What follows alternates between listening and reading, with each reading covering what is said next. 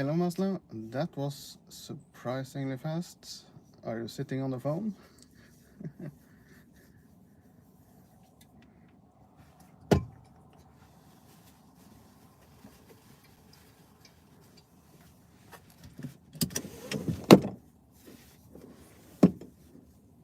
Huh?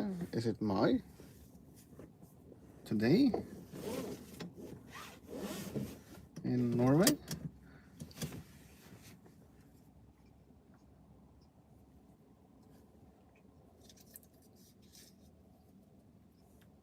Oh, yeah, thank you. I didn't know that.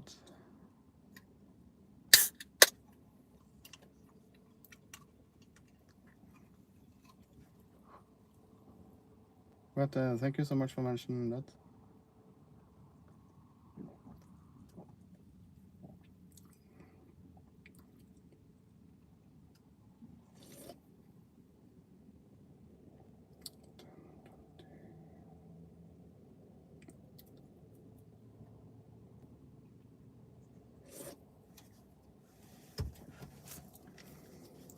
And welcome, by the way.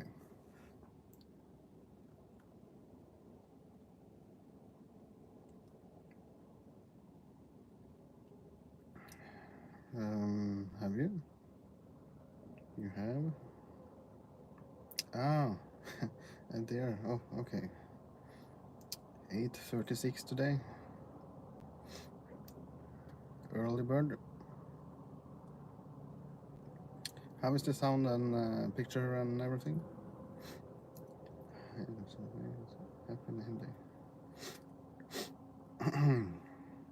But yeah, anyway, thank you so much.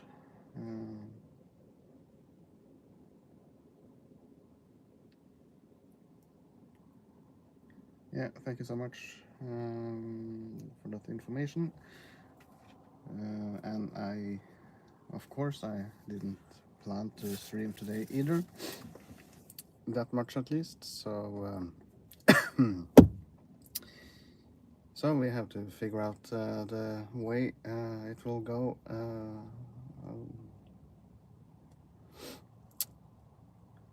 Just trying to plan. The clock is 4. Should we go there? We can. But then it's going to be.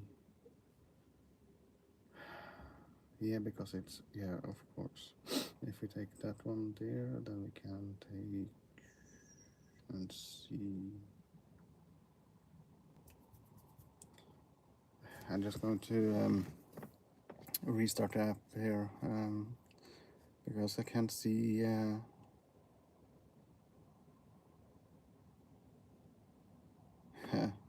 Yeah, right. Did you?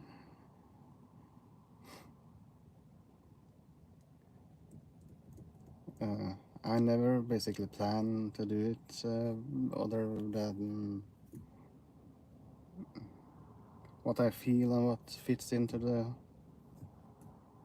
non-schedule life, basically. Yeah, I hope it works now also. The view counter didn't count.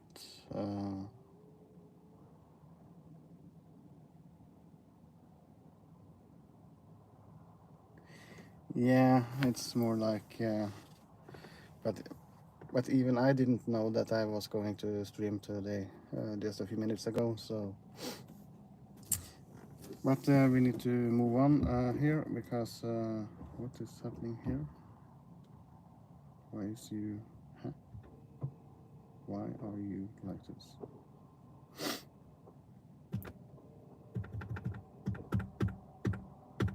I want you like this, and no, and then a fan like that,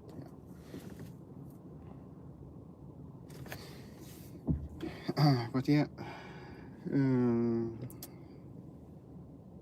then check, and I hope that's, yeah. And then we hopefully can talk a little bit more. Waiting for the twins.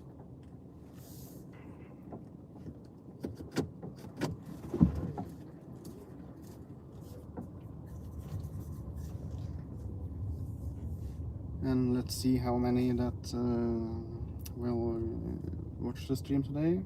Is it 1, 2, 20? Yeah, we just have to see.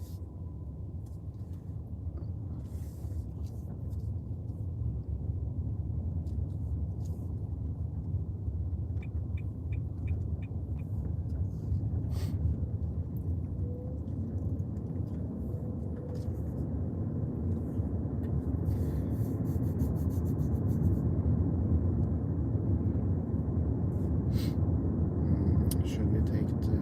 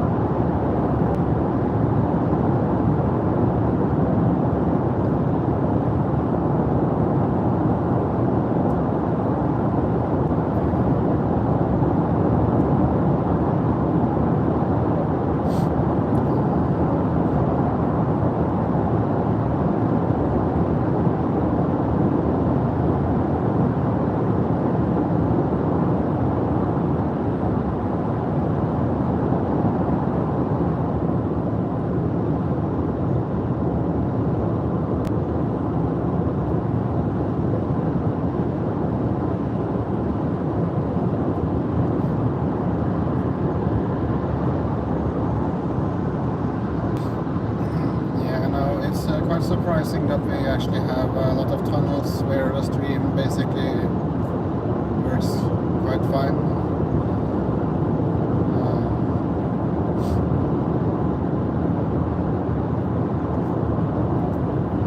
And that's nice. Then you can watch the inside of the mountain also.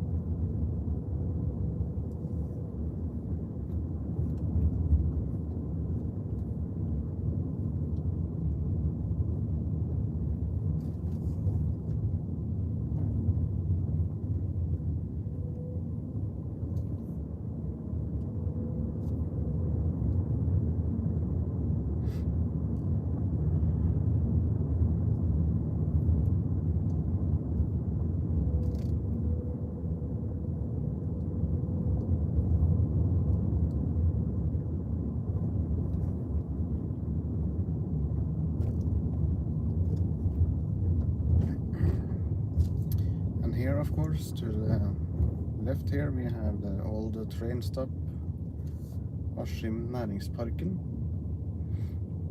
That absolutely should reopen, after my opinion. And I actually think it's some sort of work trying to do that, because they are going to build some buildings down in Askim, and the parking will be extremely reduced. So I think at least for some years it might actually be some parking here, and reopening the train stop. But will it be when it will be, and if it's going to be permanent, that's another story. But let's hope that they fix it so great and that people actually use the station this time, not more. Even though I think it actually was a lot of people that used it,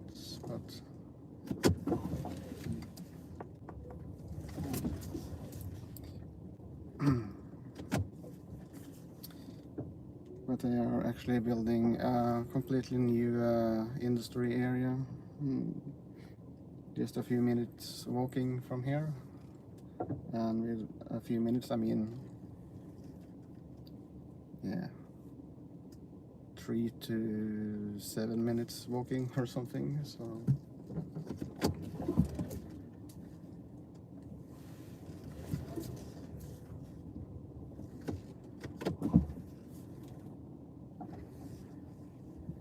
and it's a lot of car dealerships and workshops and everything. So when you have your car in for some maintenance and stuff, it would be really nice to actually be able to take the train.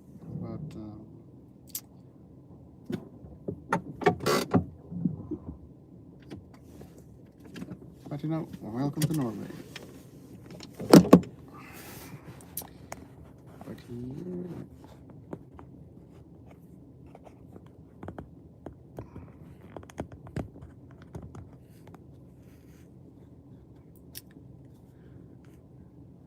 is it okay-ish like this? I hope so. Dinner, okay, great. What did we tell you?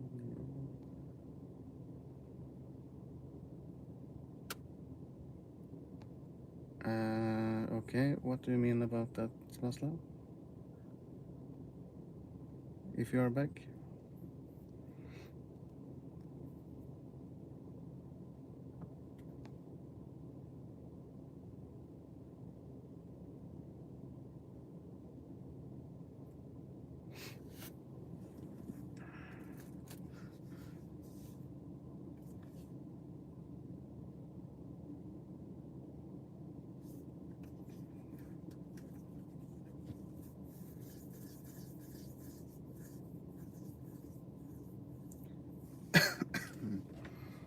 And what's the plan? It shouldn't be that long until a train comes, but what will we do after that? 10,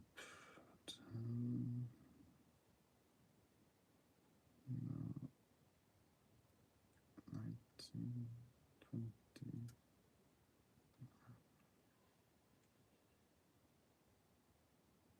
Yeah, we might actually do, we should be able to do that then, I think.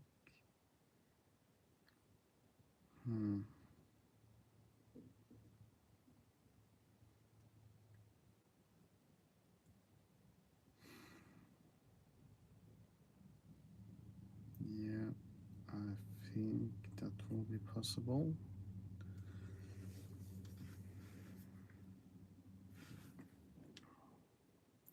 That should be possible, I think.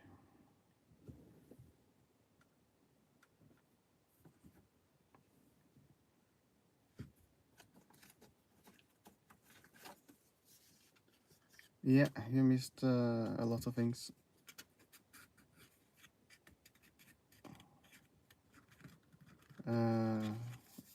at least I asked, what did you mean with the message with the other struggling stuff? Was it...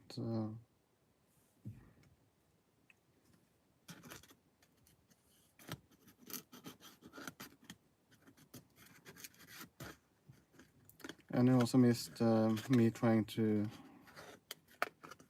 plan the next move after the train.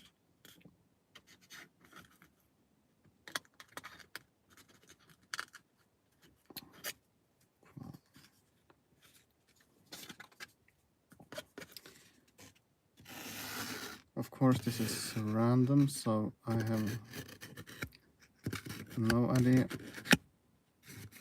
about the good plan, and I'm trying just to clean a bit in. Oops, there we go.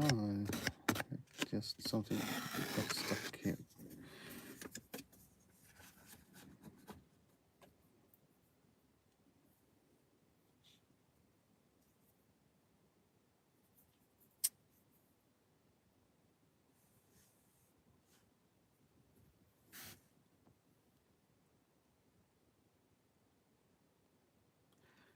Oh, is it like that?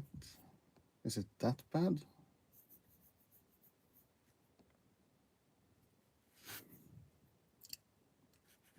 That's not good.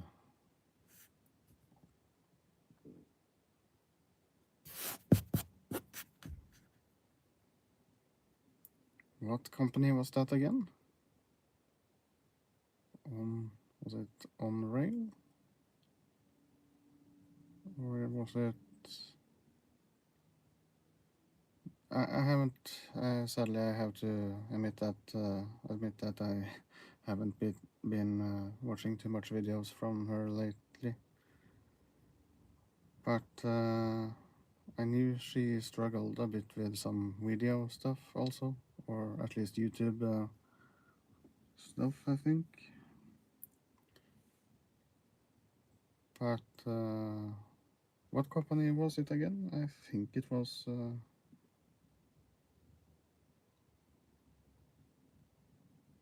it was not that. I think it was... You guys know, I think. I'm quite sure.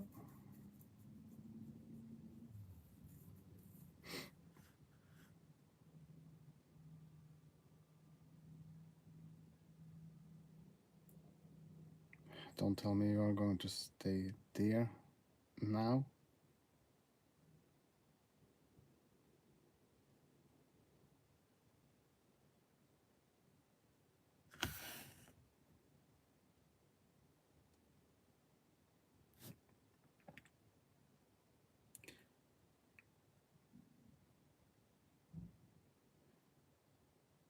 Is it actually possible? It's a lot of parking spaces, but you are really going to park just there, just now? Oh. Then we have to do it like this then, instead.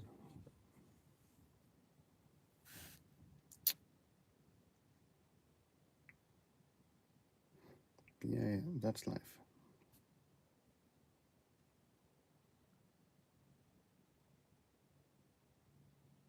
At least it wasn't the police this time yet. As last time we were here. Yeah, I should be able to do that.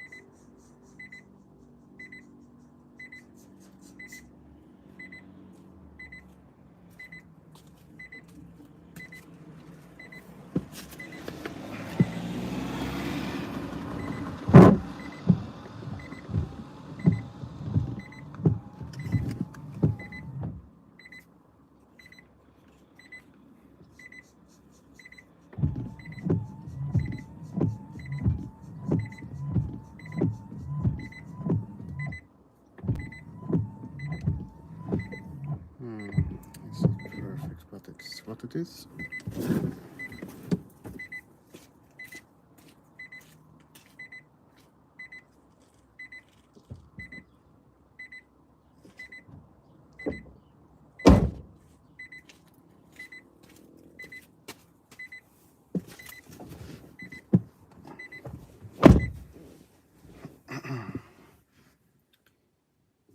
But yeah, that was sad to hear. I hope she can find some solution to that problem. I wish her the best.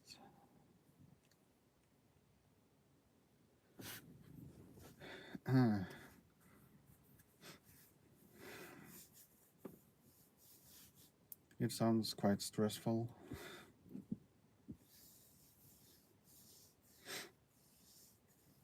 But she should be able to find some job, I think. It should be possible.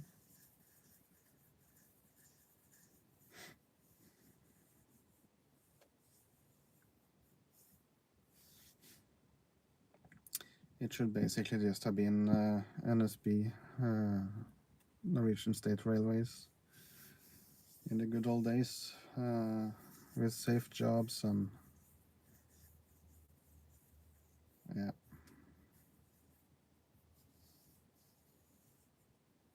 You could drive both passenger and freight and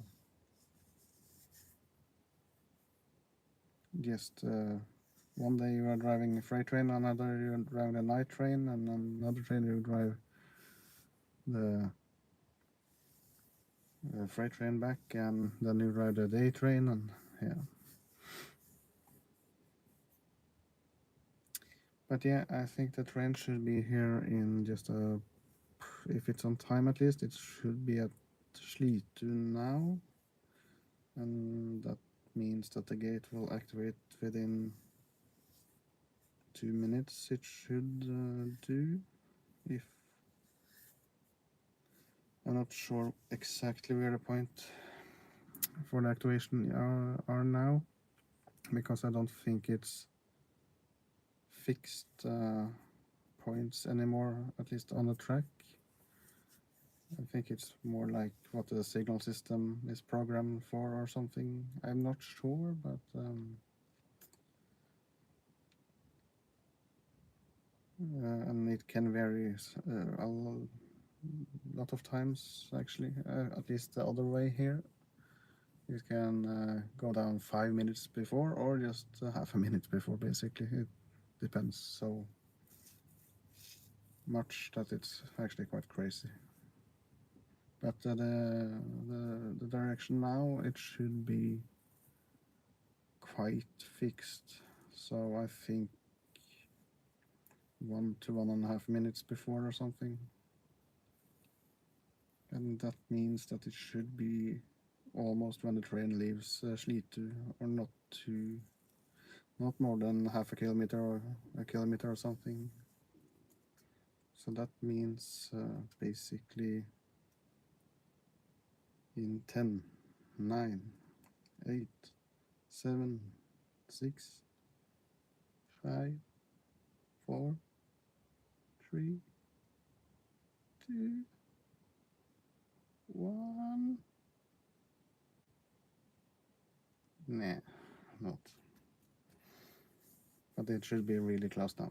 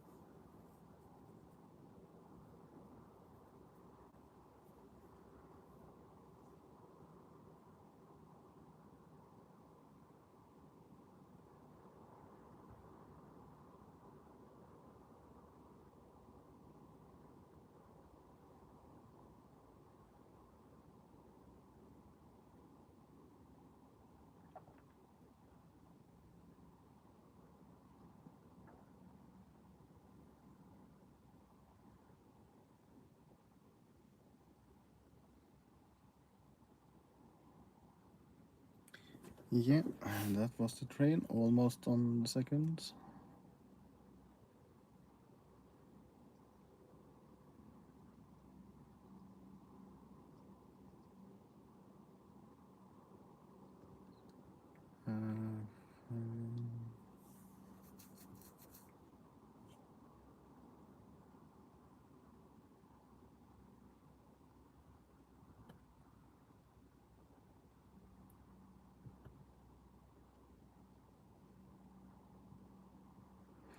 Yeah, I think I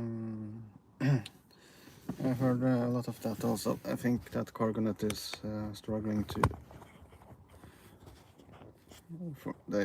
I think they basically have done that for years, if I'm not mistaken.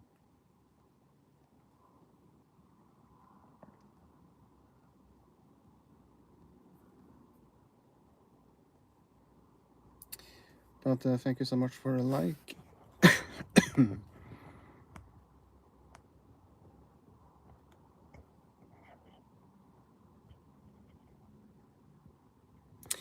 Yeah.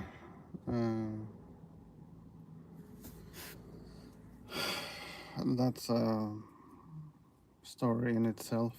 Basically. Oh, thank you so much for the second like, someone. I really appreciate it. Thank you so much.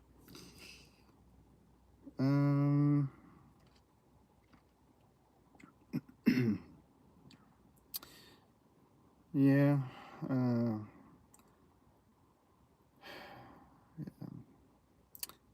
I wasn't supposed to get into all of the rail stuff again. But you know, it's a daily topic basically, so but we could start on one happy note basically. For once, I'm probably going to regret saying it, but I actually don't think it has been as much closure on this line basically for the whole summer. It was Haya and Eidsberg, of course, but the train ran past it, so as it sadly usually do. But but I think actually, for the most part, I can't remember that it actually has been bus for train stuff here for a good while. I might be wrong, but I actually think that it actually has been quite little of that this summer for once. I think it's actually over 15 years ago, or is it 15, 17, 18? Oh, somewhere between 15 and 18, 20 years. At least 15 years plus, I think. It's basically been closures in the summer almost every single summer for the most of the summer. So it's somewhat quite weird, actually.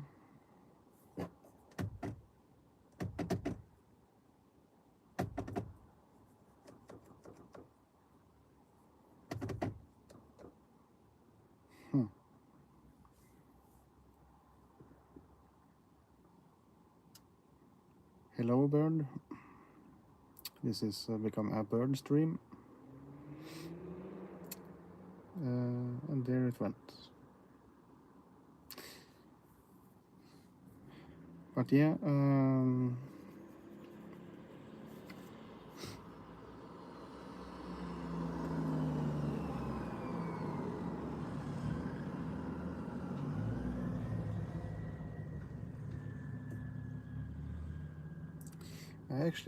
I'm quite surprised actually that this has been possible to actually make videos this summer.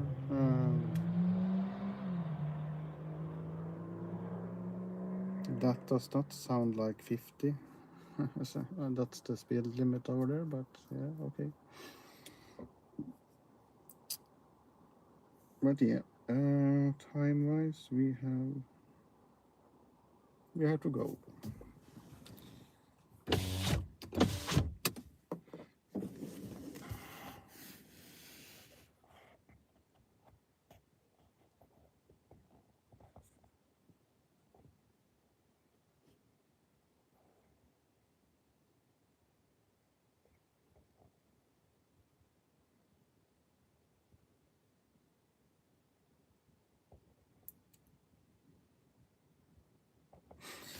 Yeah, of course, I can understand that it needs to be fixed, but I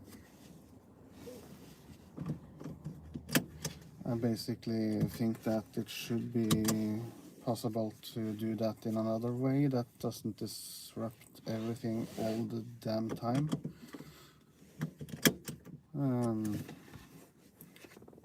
I think it should be possible to, let's say, at least close one section between two stations or something and fix everything that needs to be fixed for the next 20 years, basically, except regular minor repairs, of course. And then we can have the train on both sides, basically, at least. And you might also be able to, if it's not possible to have the electricity on while you're doing some work, have some diesel engines or something that you can run at slow speed or something when you can do that, at least. Of course, if you need to cut the line because you need to dig something or something, of course, then it's a little bit more complicated, but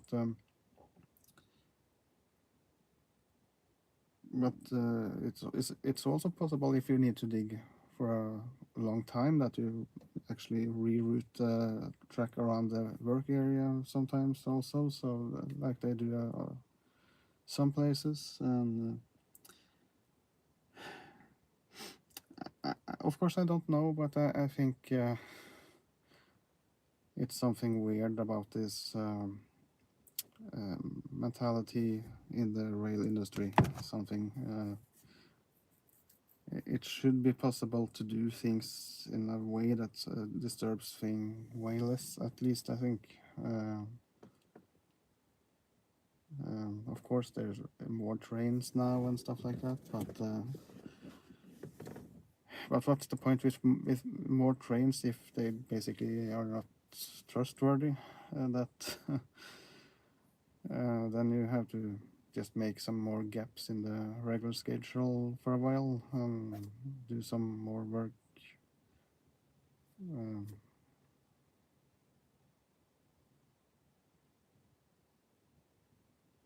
Yeah, but we have to read that later if we are going to catch the train. I think how long is it? It should not be more than 20,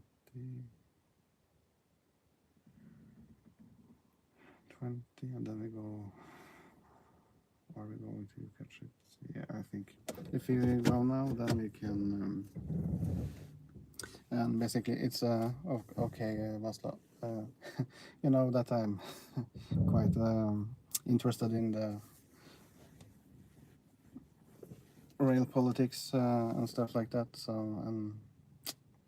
but I'm just trying to figure out why the stuff is like it is, and what could we do and actually do to make it work way less bad.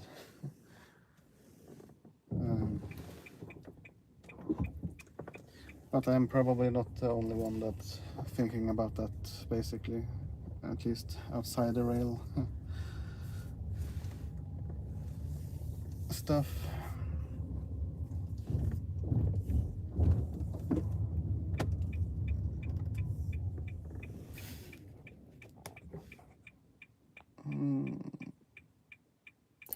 Yeah, that also. That could also be.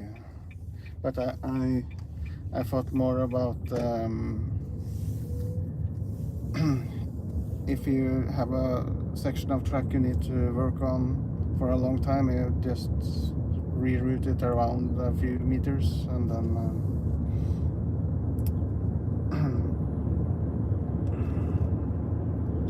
But now I need to focus on the driving, so please enjoy the drive, and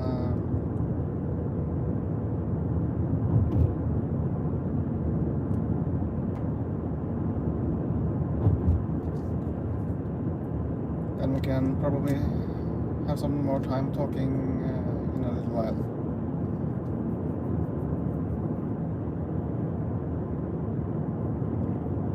Actually, here we had a spur going into the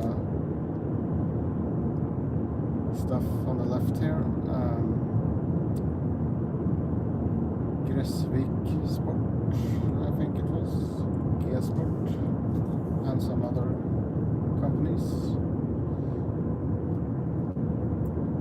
Actually, I think it was a lot of spurs on this part between Løken railway crossing and here, basically.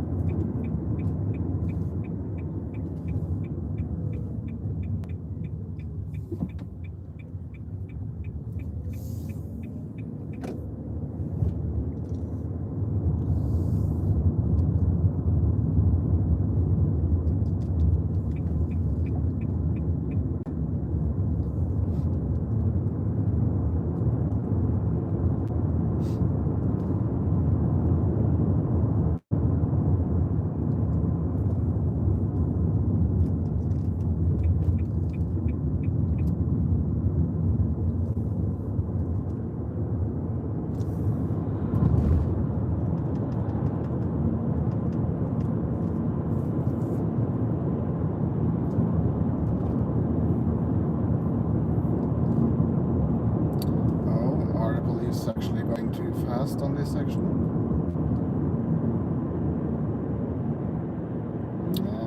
A little bit, I think.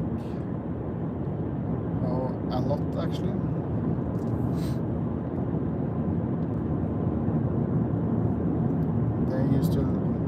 They are loving this stretch here because it's 60, and they're always checking the speed basically every other day or something, it feels sometimes.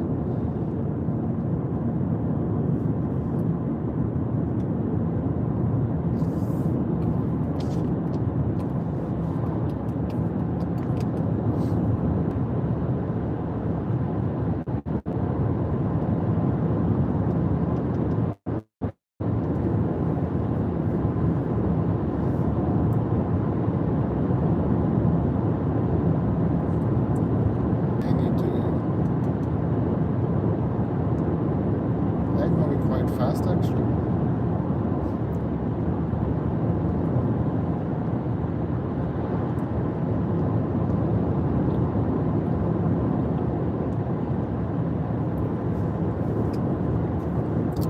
Probably they have somewhere to be.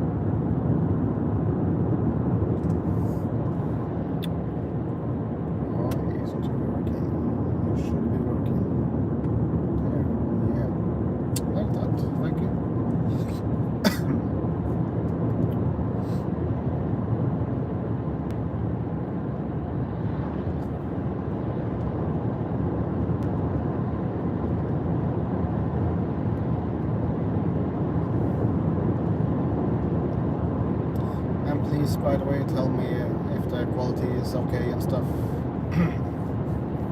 Last time it broke down in a couple of kilometers or something.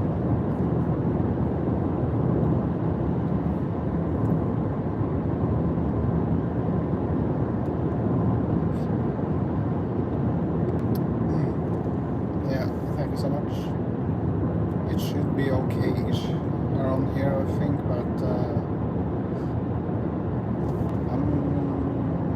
I'm actually not sure where the cell tower is down here. I think it might be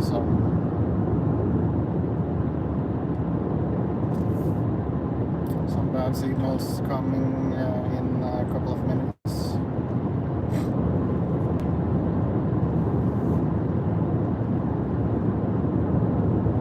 Down in the twisty turns and stuff like that, you know.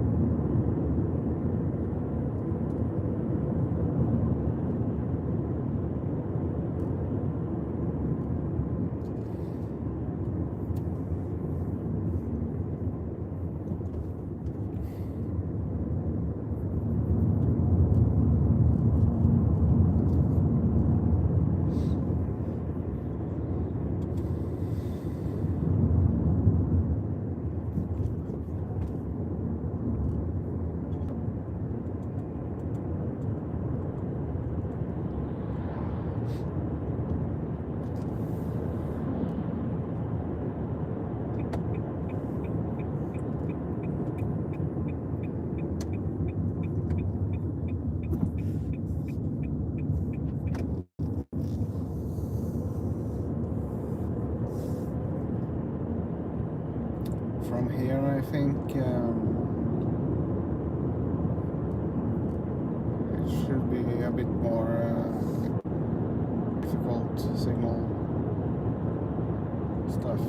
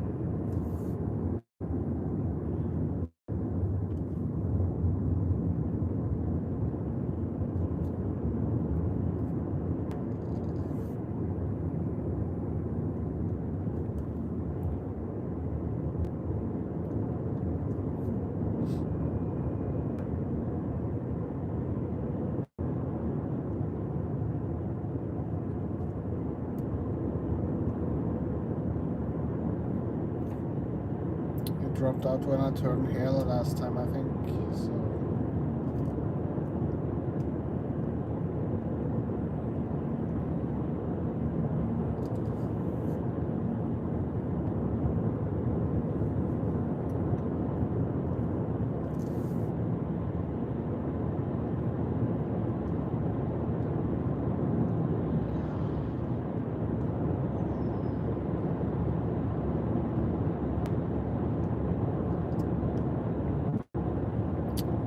smoothly going.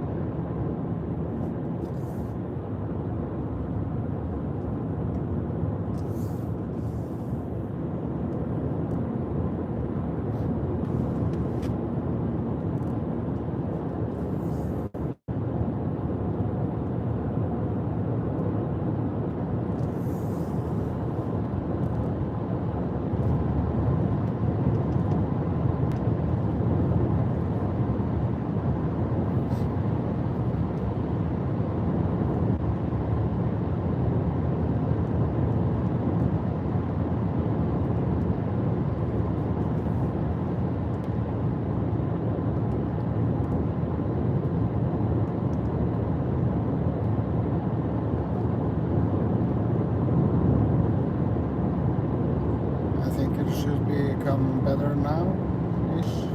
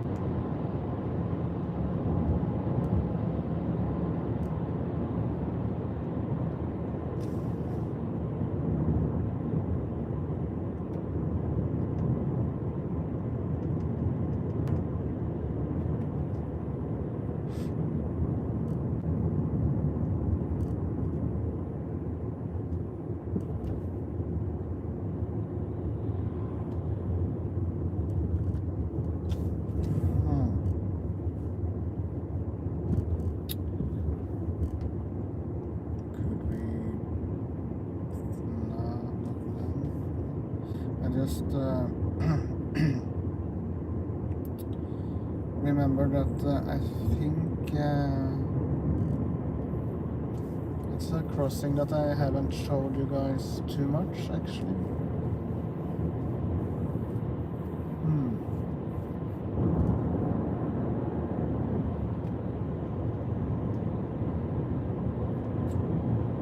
Maybe we could consider showing you that,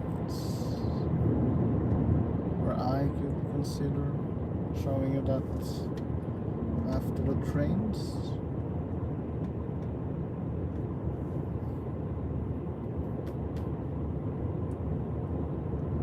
I'm not sure if I want to go on that road because if I remember correctly, it's a gravel road, dirt road, but not for many meters, so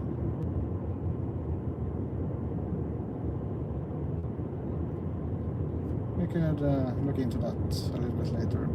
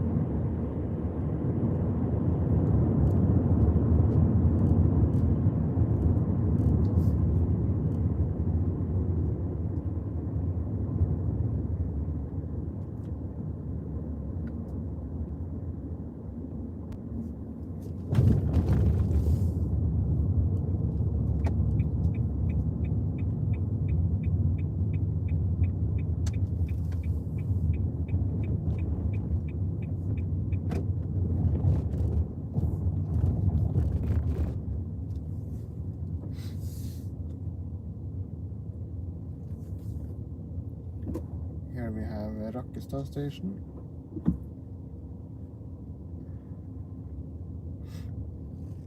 And they have started the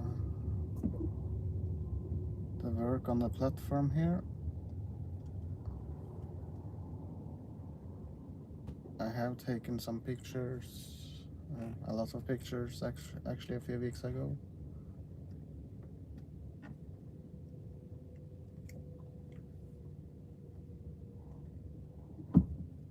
But here it seems like they are going to do it with some concrete blocks.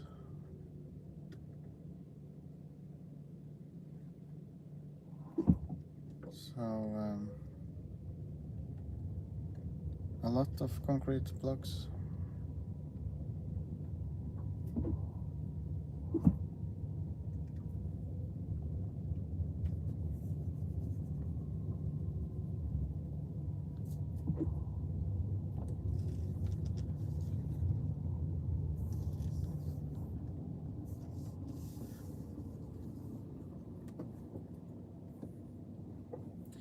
But in a way, I hoped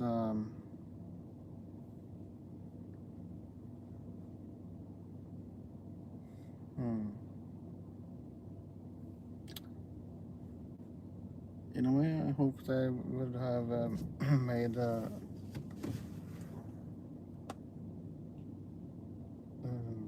platform in track 2 also. Well, for track 2 or track 3 at least, but it doesn't seem like they are going to do that now, because then they could have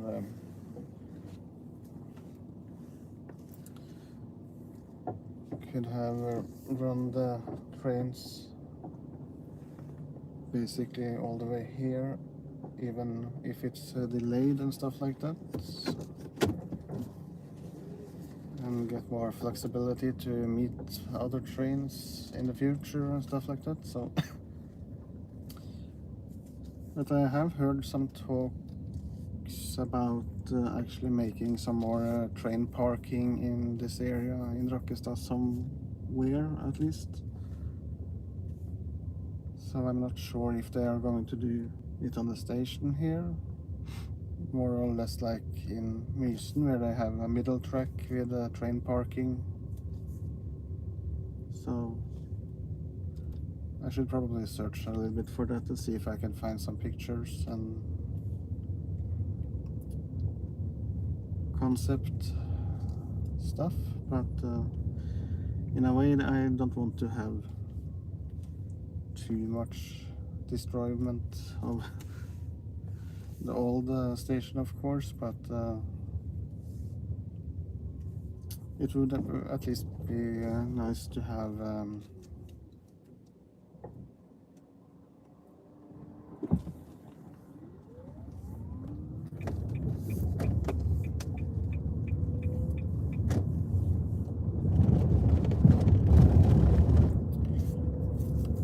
a second platform that's functional. It's a middle platform now, but that's quite, yeah, it's not able to be used basically, and it's basically almost dirt now.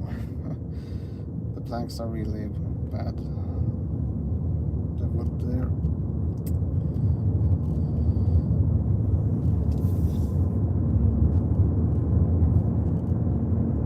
I think at least it would be add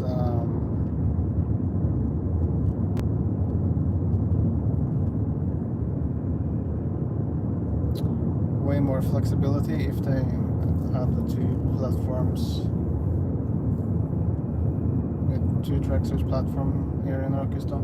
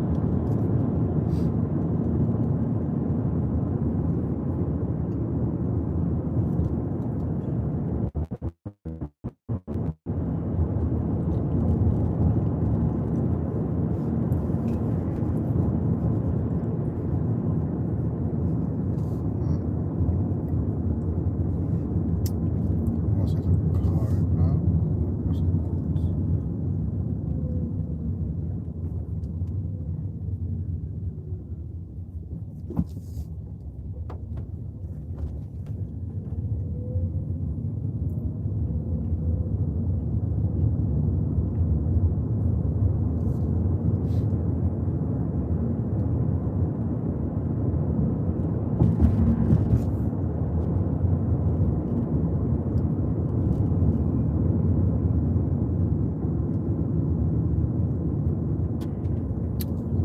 at this, that sky.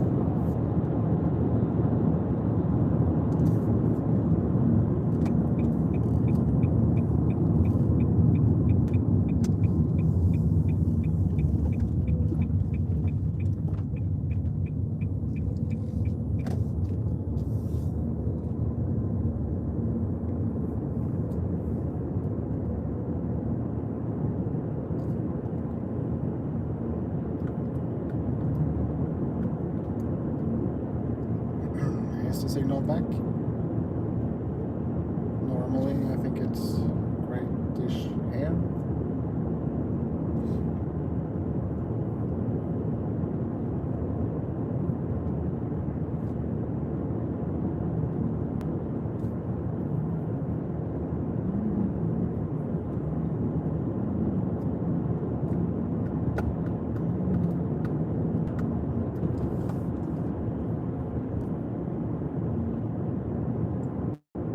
Yeah, thank you.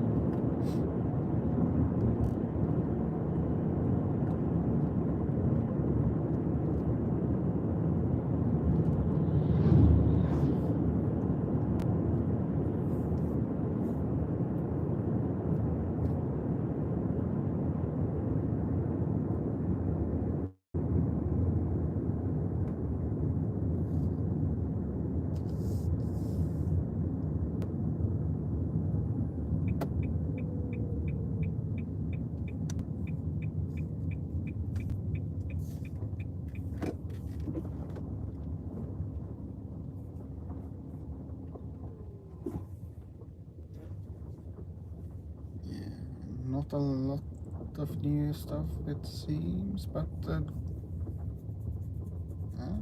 it's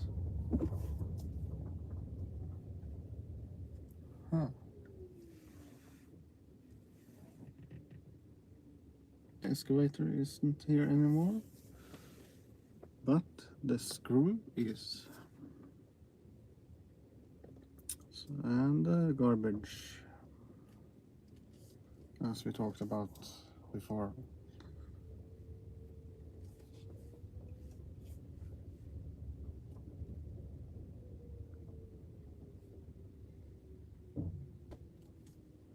But it starts to look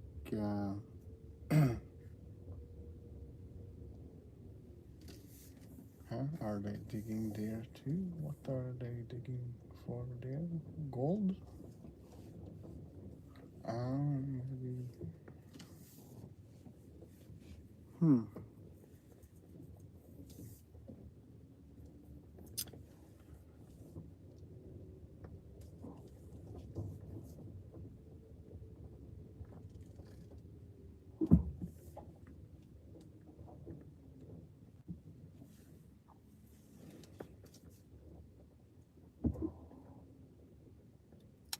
I wonder if they are going to pave the space here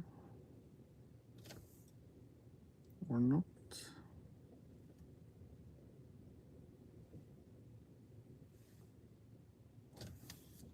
Is it possible to turn around here, or are we going to destroy the... Is it too soft, or is it okay?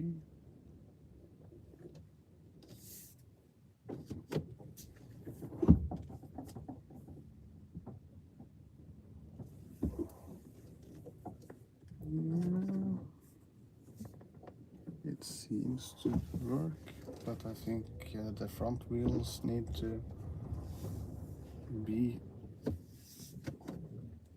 on the road and not the newly laid stuff, at least. Then it should be possible to do this without destroying the ground more than necessary. And then we need to be careful with the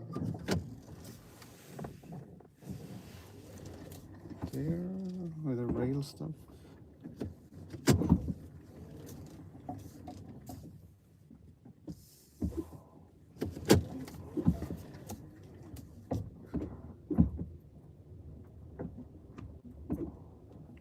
I think it went well-ish.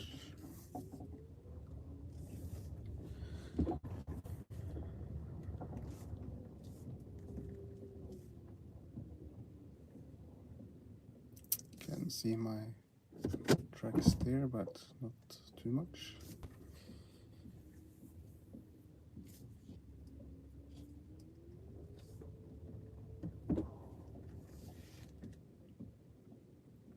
Do you want to see the train from outside, or should we just stay in the car here?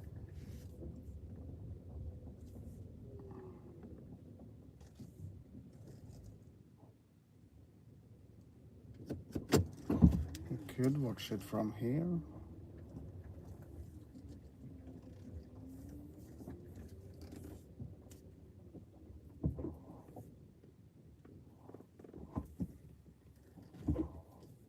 Is this okay for you guys, or do you want me to go outside and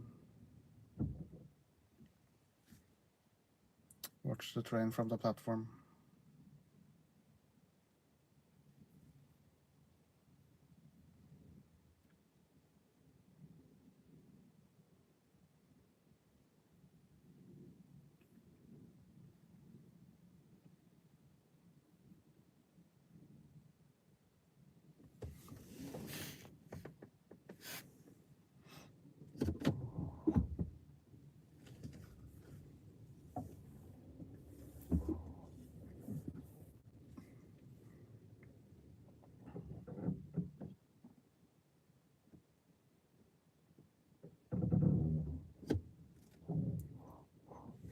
There's not going to be many spots for cars parking here, sadly.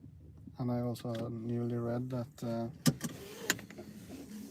it's not going to be any more parking spots for a long time, I think.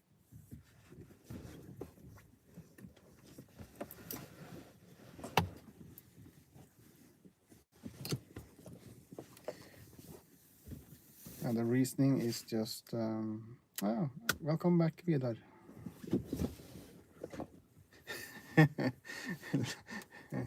Yeah. Thank you for that name.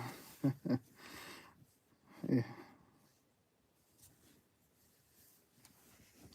Oh, okay, Masla, that's okay. The train should be here in about 10 minutes or so. But welcome back, Vidar. And is that my new nickname? Lars Platform? This is this program is sponsored by the new platforms on the Eastern Line. On Österlinje. It's brought to you by the platforms. Somewhat it's actually basically that also, because I want to take it in and watch the new platform and the progress, and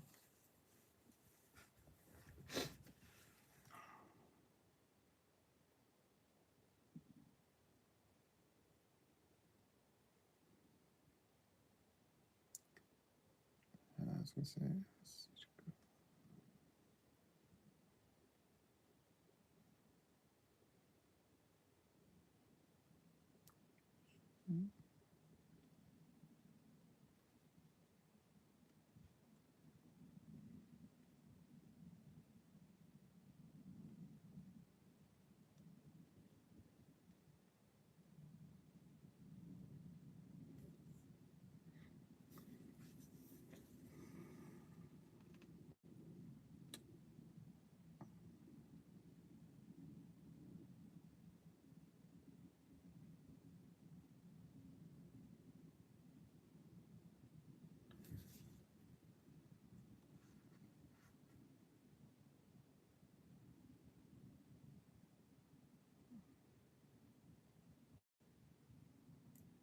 Just answering some message here. Damn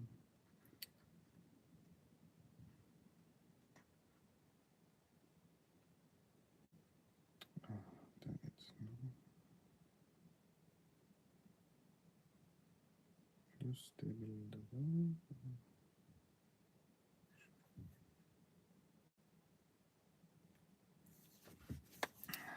21, then it should be.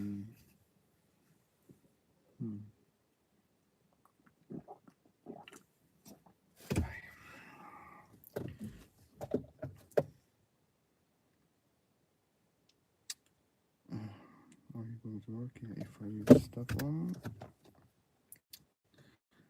that out, that in there.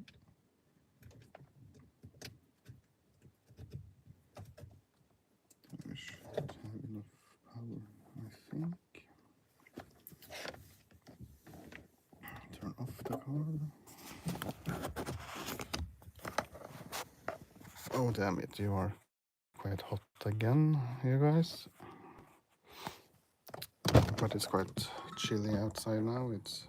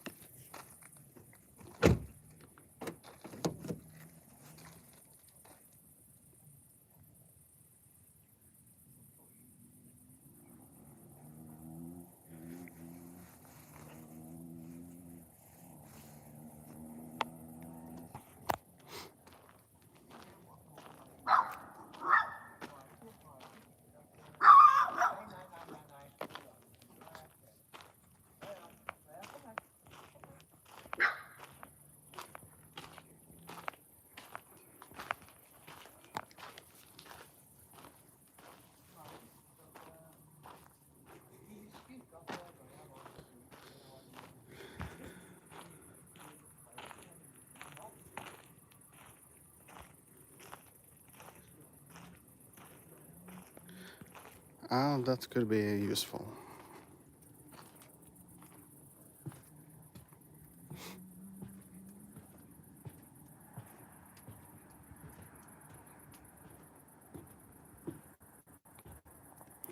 Wonder when they are going to have the stairs here. Perhaps after they pave the stuff.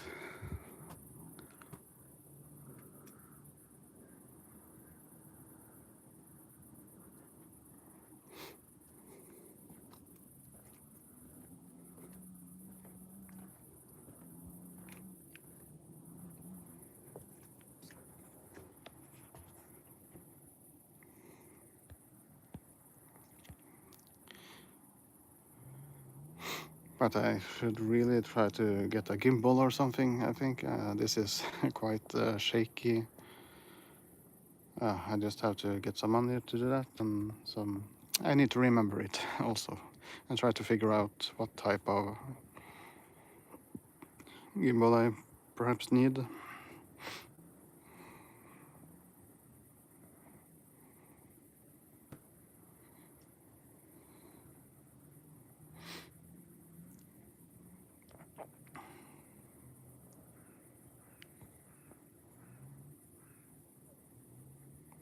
Perhaps they need to repaint the sign now.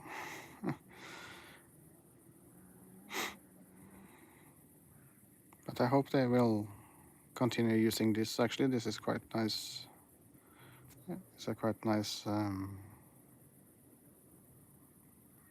sign, actually. But it should probably be sanded and redone.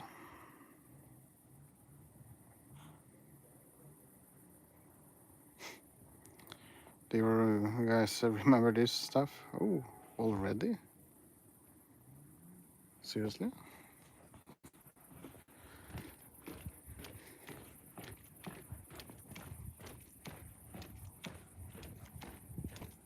That was fast. Et tog vil passere på spor 1. Hold avstand til plattformkanten. A train is due to pass through on track 1. Please stand back from the platform edge.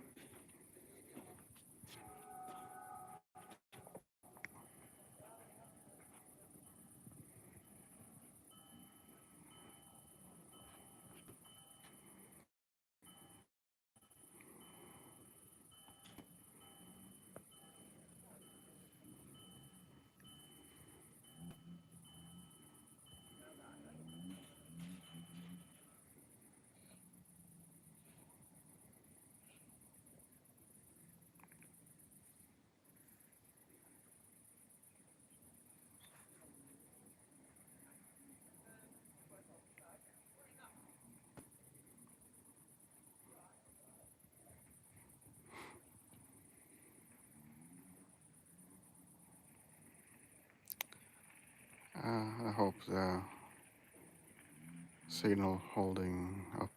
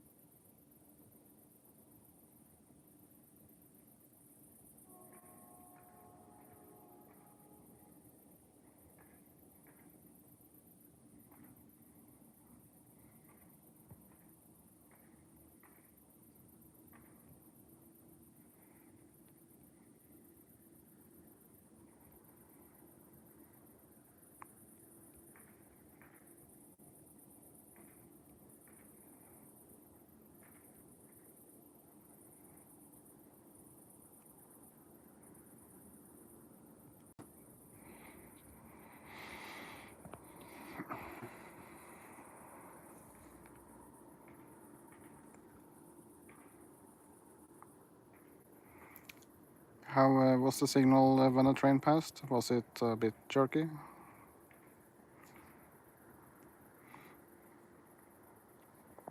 Normally I think it is, because perhaps because of the electromagnetic fields around. What? Great? Oh, that's great. But normally I think it's because of the train on the rails and the overhead wires and stuff like that, but also because I think, I'm not sure, but I think the cell tower that we are using is around that direction, and when the train then passes on that side, then but yeah, that was nice, if it was okay for once.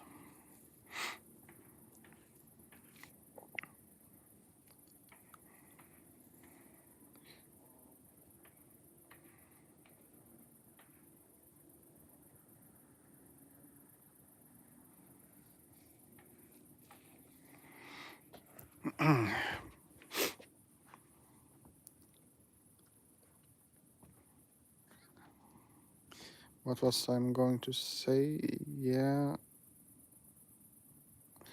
yeah, the parking stuff I read about, because it's not exactly a lot of parking spots here, to say the least. They could basically fix this also, so it was possible to park a car along here, and along here perhaps, and then across there a couple of cars, and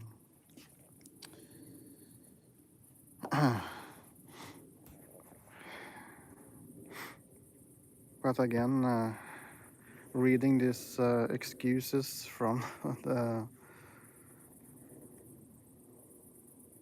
people in charge somewhere is not pleasant reading, basically.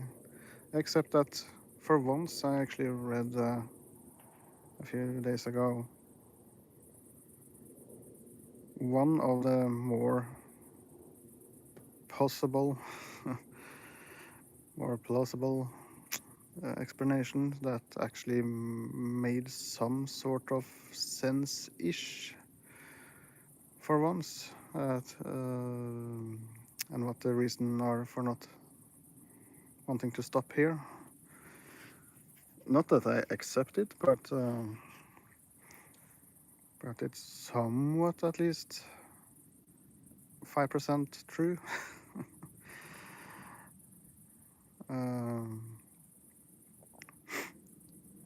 Because some of the reasoning was that we, the train company that drives the train here, do not want to pay for or be stuck with the cost of driving bus for train or taxi for train to these places when they don't get it covered from the department or something, from the government. I'm not accepting that totally, but of course that could perhaps be a reasonable reason-ish. But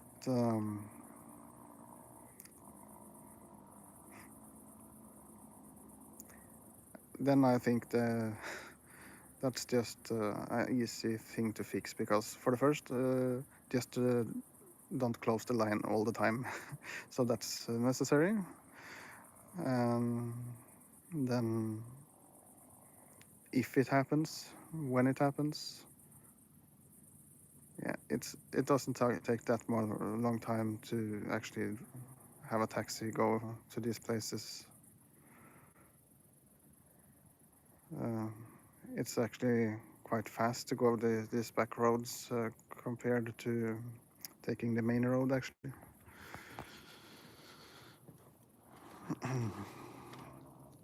So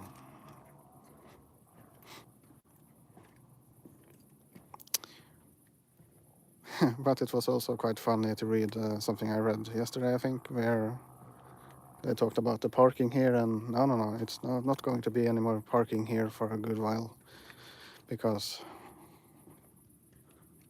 there's so few people using it. And yeah, that's somewhat true.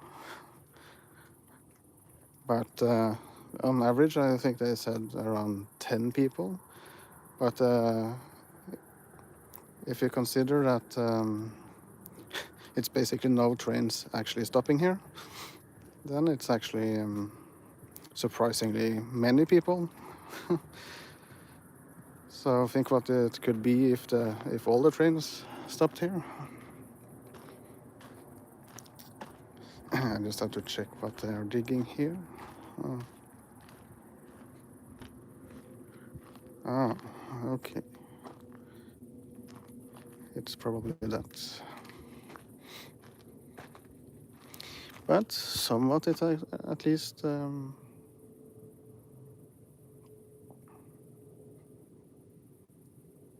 it starts to get quite nice.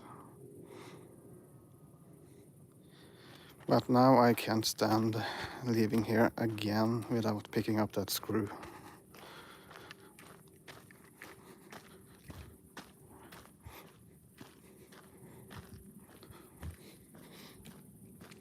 I have picked up so much garbage from this place.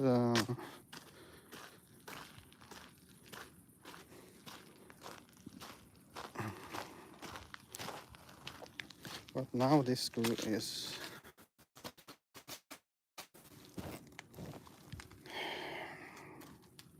going to be taken care of, so it doesn't puncture any cars. Oh, I see now they actually have... Oh, they put on more gravel here. I didn't see that. Huh. That was actually quite nice.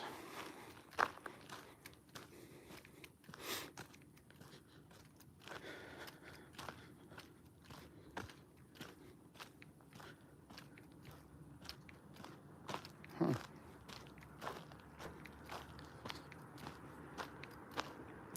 Is there any more bottles or dirt screws around here?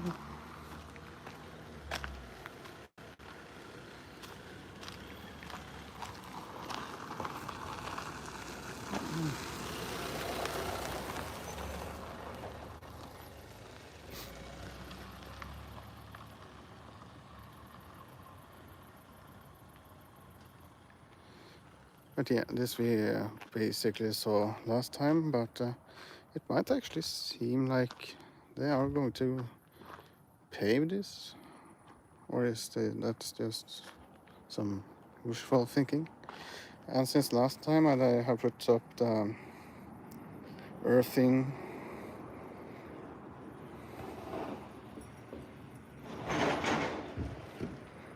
some earthing stuff, I think.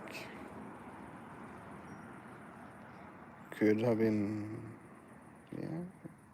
At least I think that's what it is.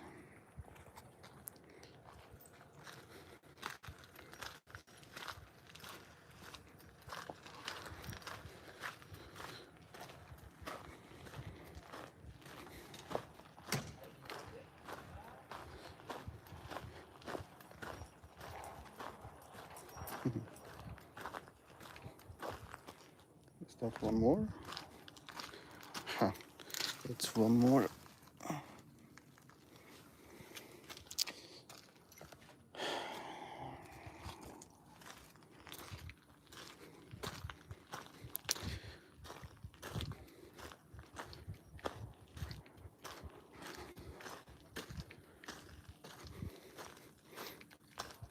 This is so unnecessarily to damage the cars all the time because they don't take care of that.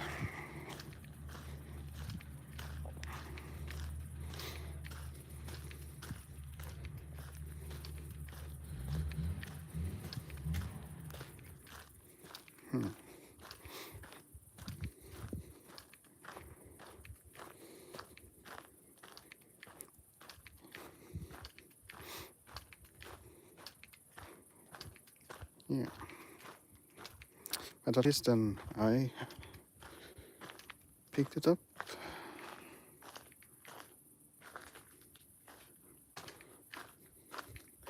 Now, one more.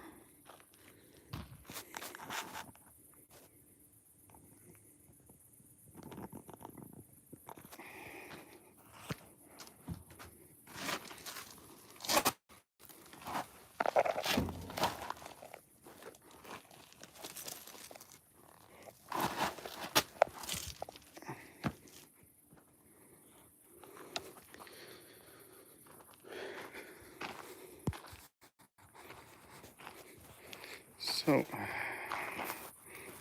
that will probably not hurt anyone now, but in 50 years, when I am going to read the platform, perhaps.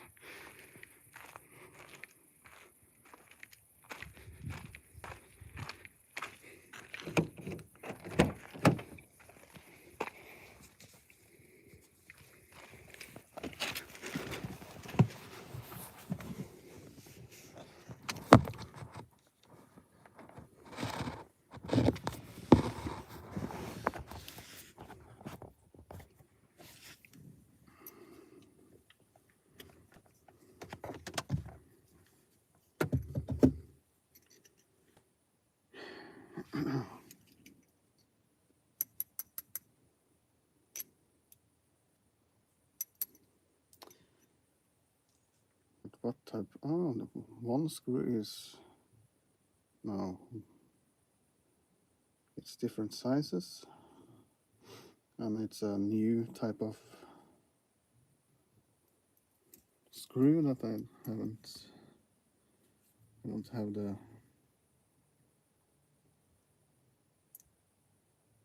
At least I think I don't have that type.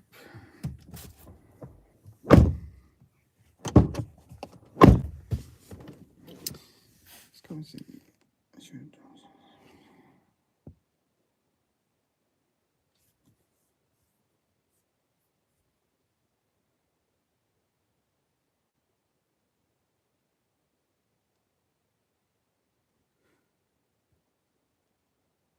Yeah, it's a lot of different times in the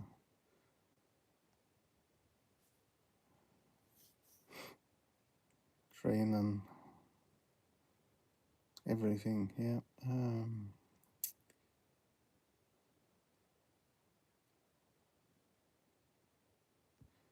Yeah, it seems like it will be asphalt here, basically, but at least at the station here, but where we are standing now.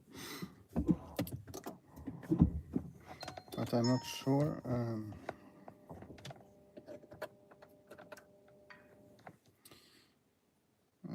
But I think it will be, because if you take a look on the manhole over there, it's prepared for it, it seems. And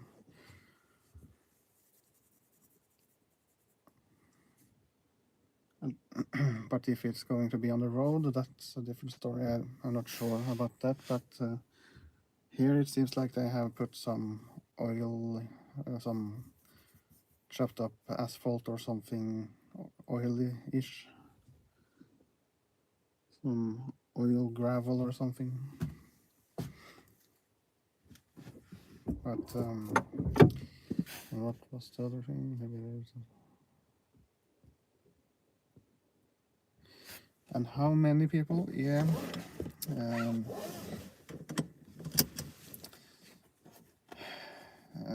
That's a thing I need to think a little bit about when we have more time, because if we're going to catch the train on the way back and at another place, we need to leave.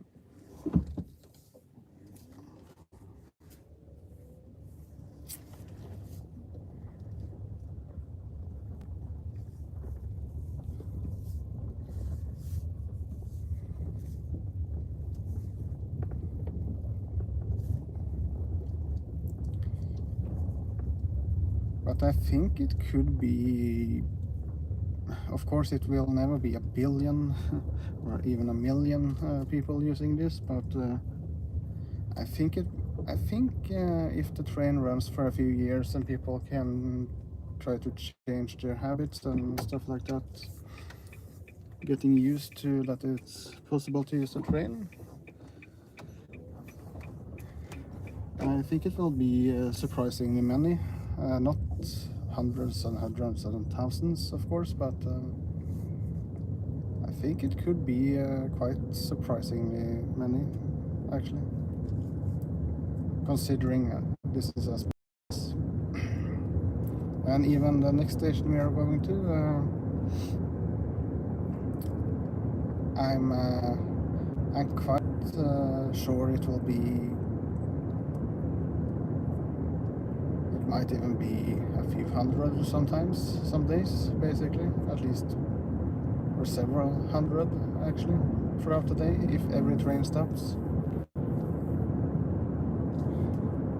Because the area around here, even though the place here is small, yeah, the connection is probably going to be bad here, so I wait and talk about it later.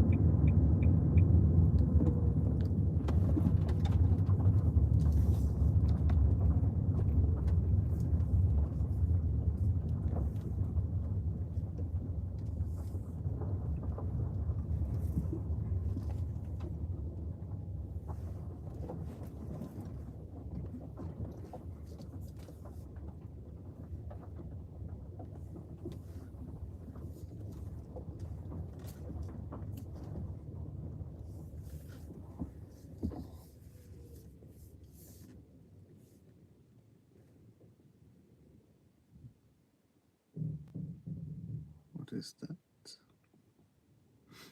How they... it's the phone bit. I couldn't bother putting it in the garbage.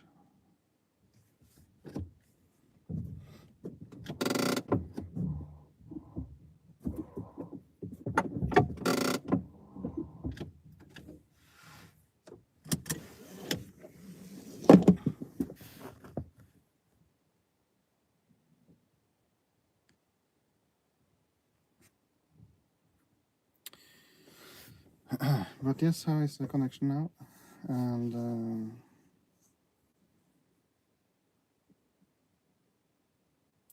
who's in the chat now?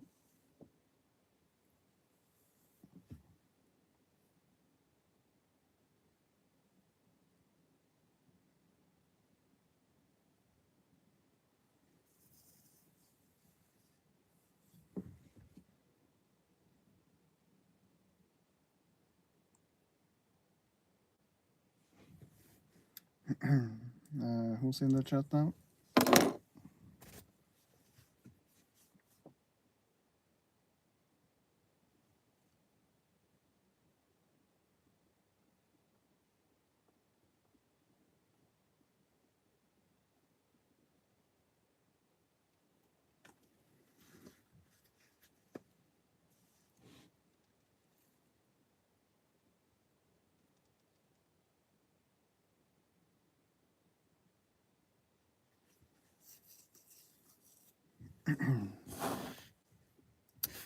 Who's in the chat now? Is there anyone in the chat?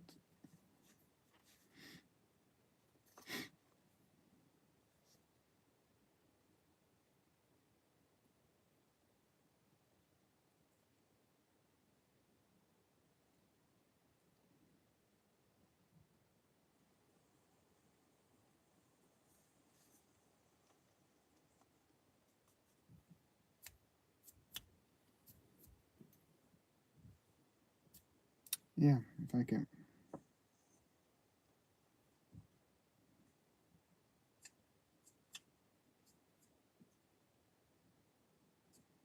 Yeah, thank you.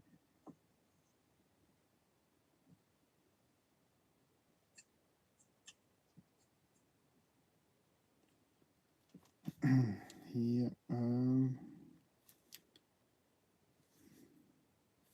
come on. Can I check it? No. Yeah.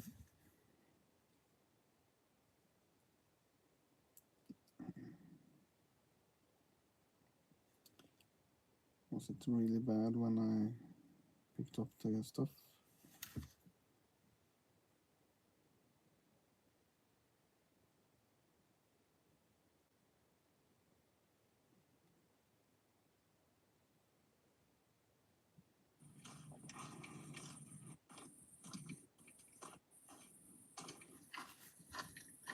Yeah, one more.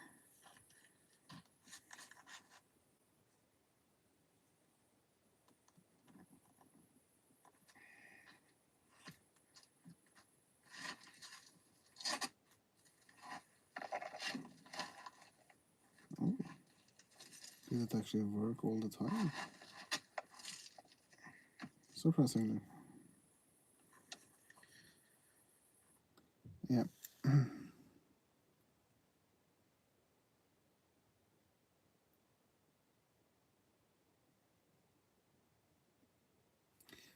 Not 34 degrees Celsius here.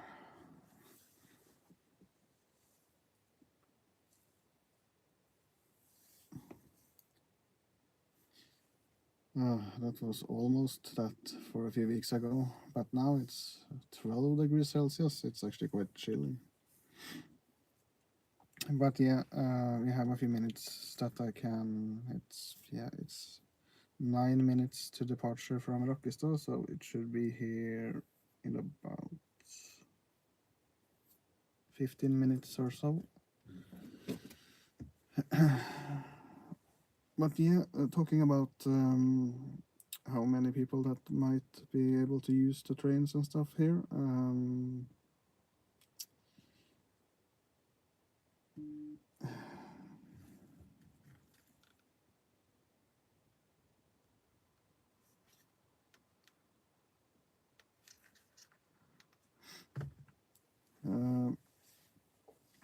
I think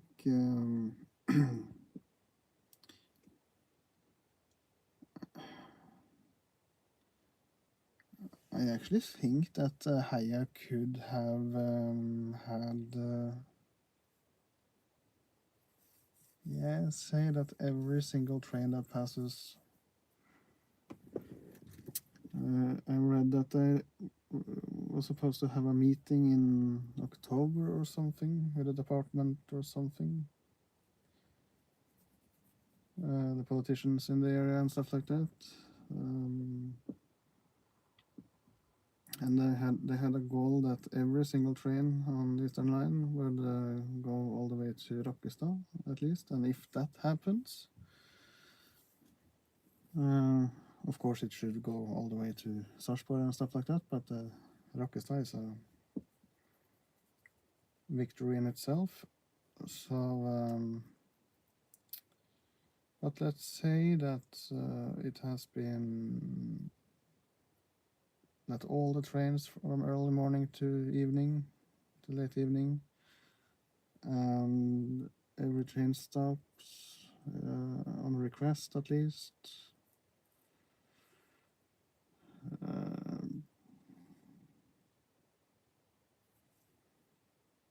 Yeah, I think that at least 50 people or something could throughout the day use Heia.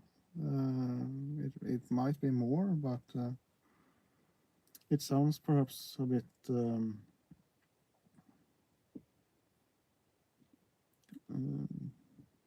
many or too little. But if you consider all of the farms around in the area that could walk or take a bicycle or a short drive, it's actually a lot of places, a lot of farms that might be able to use Heia instead of driving all the way to Mysen or Slitu or anything anywhere else and filling the parking places there. Or even just drive all the way, because it's easier when you have driven that far anyway. But yeah, and if the train stops for at least 5 to 10 years, I would expect people actually moving there. Maybe there will be more houses and more people that want to live a bit more on the countryside, but also just have a good connection to Oslo for work or something, and the spare time. So I think it can be surprisingly many people that can and want to use Heia. But Eidsberg, like this place here where we are now, I think it might be at least 100 a day, even more, because it's actually a lot of. It's surprisingly huge place actually. It's not huge, but it's a lot of houses and stuff like that in there. Yeah, so I think yeah, and then we have Trømborg also. That's probably would drive and pick up and park here and stuff like that instead of driving also other places. So more people will probably move here, and perhaps will be build more houses here also. I would say it would be possible to have a few hundreds more traveling and using the trains, combined with Heia and Eidsberg at least every day, basically on average. Quite easily in the beginning, I think it will be, say, 50 people, 60, 70 perhaps. And when it runs a few years and people can start to accept that it runs and trust it-ish, and people can start to use it more in their daily life and figure out how to do that, and more people moves here. I think it can be quite a lot, actually. And of course, not thousands and millions, of course. It's not Oslo Central Station. Thank God for that. But I think it will be a absolutely fantastic addition to the area, to actually be able to live on the countryside and still have a quite decent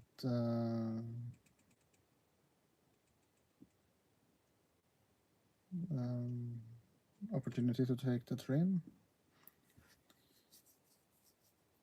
I'm not sure how many minutes it is from here to Oslo now, but it's half an hour to... What? It can't, that can't be true. It has to be, no, it's about an hour, I think. No, an hour? No. Yeah. Almost exactly an hour to Mysen, I think. And then it's about 5 minutes more here. Yeah. 1 hour, 10 minutes to Heia, Rockestad. Yeah. Under 115 at least. So even though I want a few more train stops at least to be reopened, but yeah, say 115 to Rockestad, yeah. It's not too bad to live this on the countryside and away from Oslo and just have an hour-ish, plus minus. And also we can't forget that not everyone needs to go all the way to Oslo, because even though the people that are running the railroad think that oh, Oslo, that's everything we need to focus on. It seems, at least. It's my impression. But it can actually be a quite good local service in in this area too. Just to go to Mysen and Askim, Spydberg, Ski, and just between Mysen and this area here and Rockestad, in the future, perhaps all the way to Sarpsborg. And if the trains start to run hourly service all the way to Rockestad, then I think it will be a huge hit. Not billions, of course, but then I think this area will grow like crazy, passenger number wise at least, and then it can be really many people that uses the train.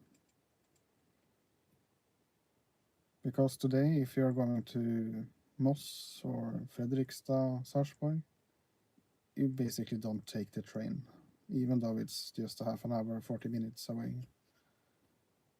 If the train was running here, but because you need to go to Ski and change the train there and take the train all the way around, it takes a whole day. It's basically a whole day trip to get to and from there. So, and you can just take the car and be done with it in half an hour. So, and not use hours and hours to get to and from. So,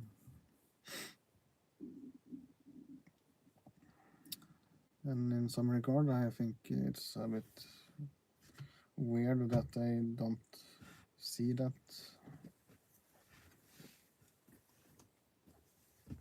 especially if they are reopening the old stations at Gutu, Rudskogen, Ise, and they also build a new one or so in Hafslund area, at least. Then I think maybe it would be nice with more, but at least if they reopen that and build a new one, it would have a huge impact. I think it would be a totally different universe if you are going to use the trains and stuff like that. But now the train should be here in just a few minutes. So then we are taking out that, we plug that in to this one, and then stop the car.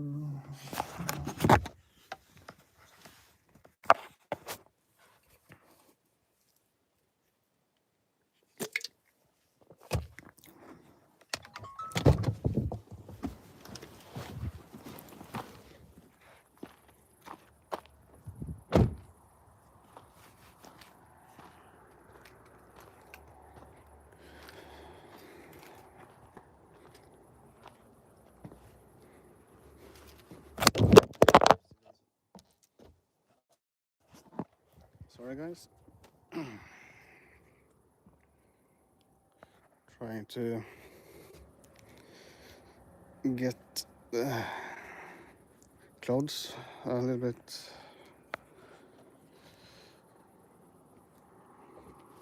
less bad. My pants falling off.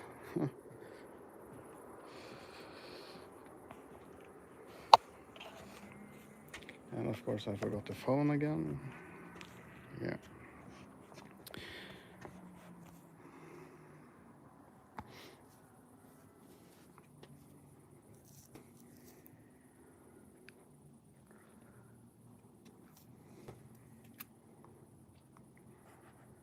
Is the stream going, by the way?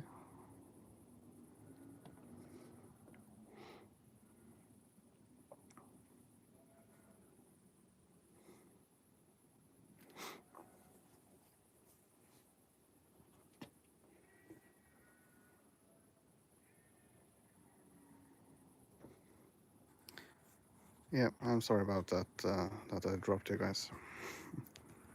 And that's good. Full bars also. Connection-wise.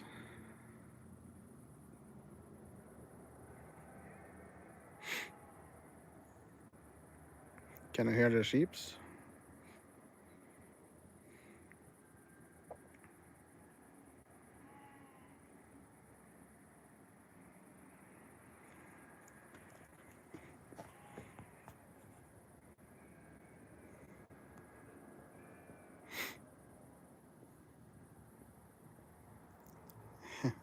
Yeah.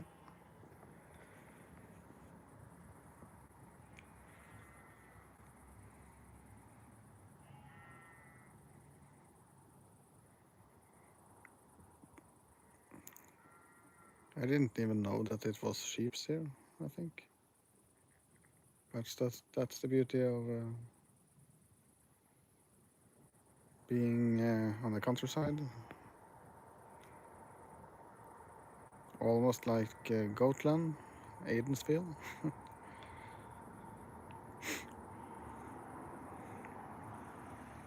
Oh, thank you so much for the third like.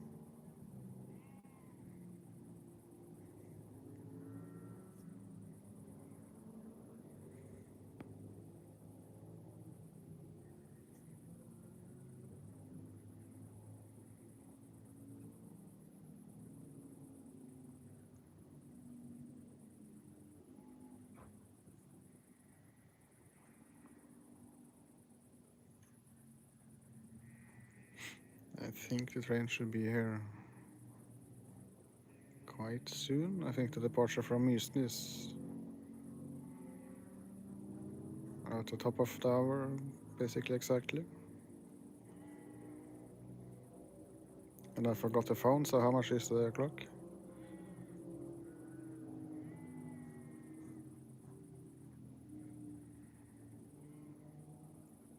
Now I heard the train, so okay.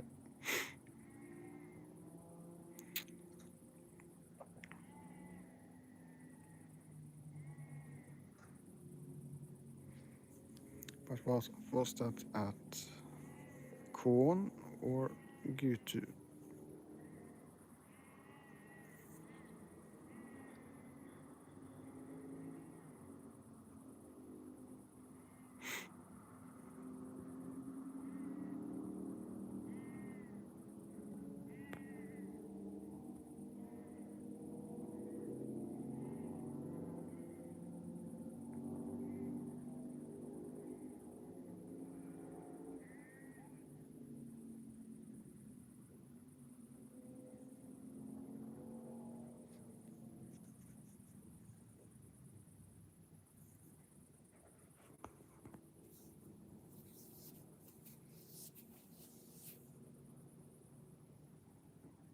Yeah, thank you.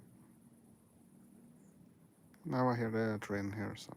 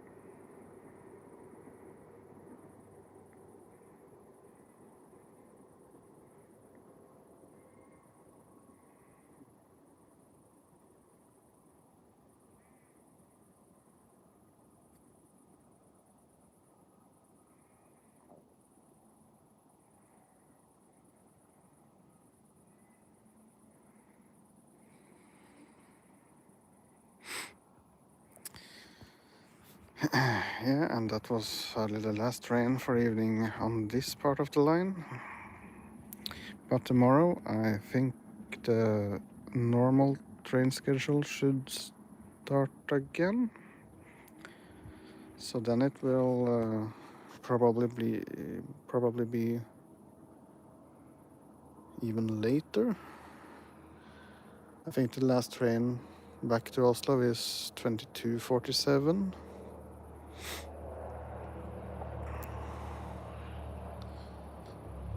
From Rakkestad, not 00:15 as it was.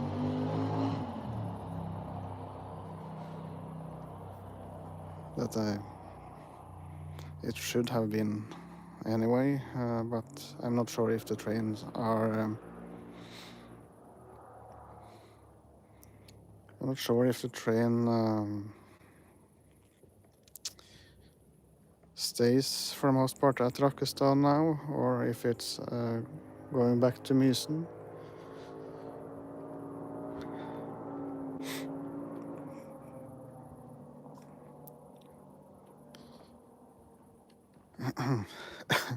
But at least I think the last train to Rakkestad is at least an hour later or something, 11 or something,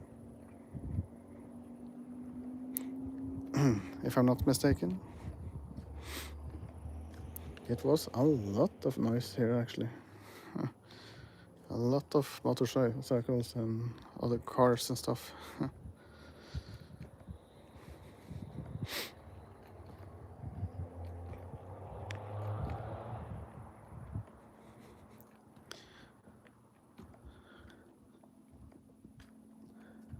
Then you know we are on the countryside.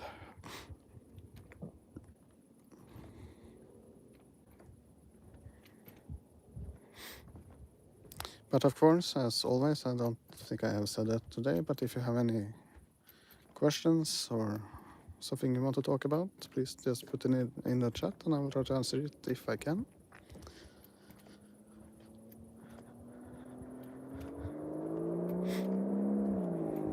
Seriously?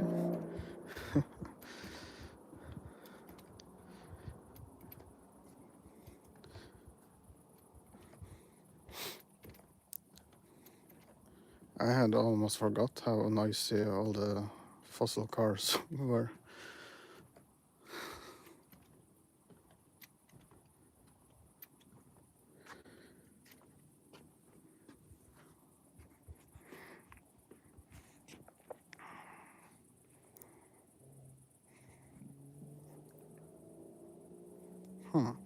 Here it could be a nice place for a bench, basically. Put it here and be able to sit and watch the sunset.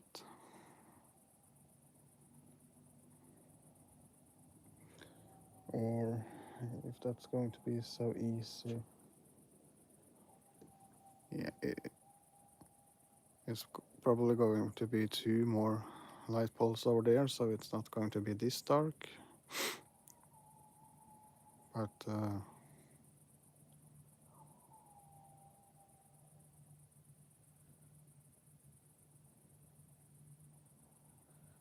it could be nice. And thank you so much for the 4th like.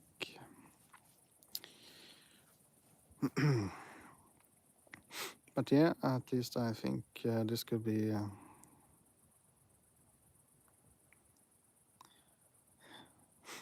yeah, if you have a question, just put it in the chat, you know. And if I see it, I see it. If I'm not, I'm not. And if I have the time to answer it, I can try to do that. And if not,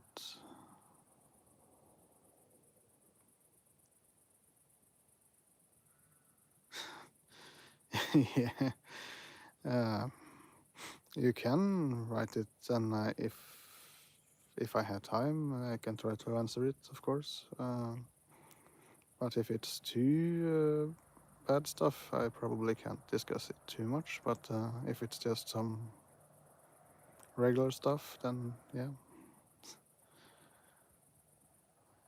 you can try, and I can see if that's something I can talk about. But I also need to try to think what the next move can be. I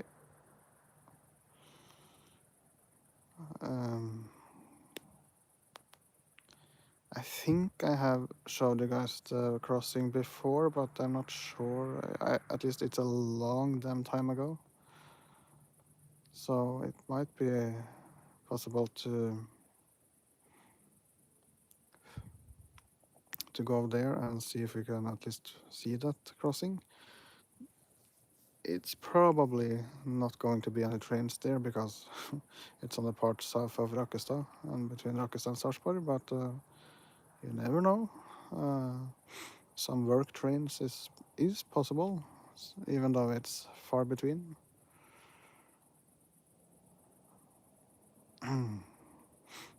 But and then we could do that. I have a few more hours, I think. So, but what was the thing you wanted to ask or bring up?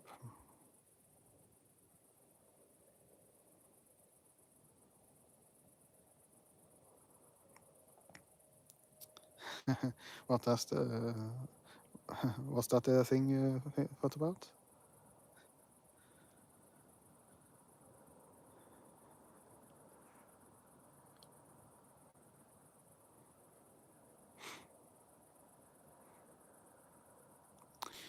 But at least we have seen. Oh, we actually have seen 3 trains at least in this stream.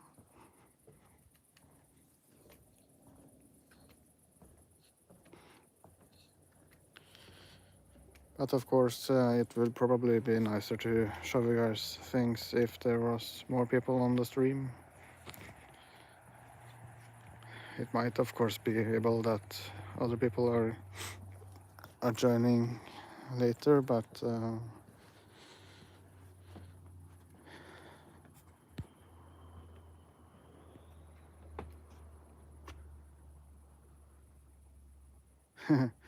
yeah, I see that, sadly. But we have 4 likes, and I think there has been a few ninja watchers or something, what they call it.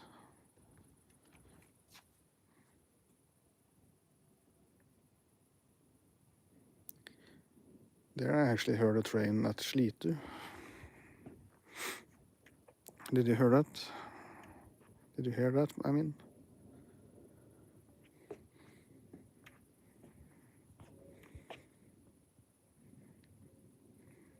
Oh, no, no.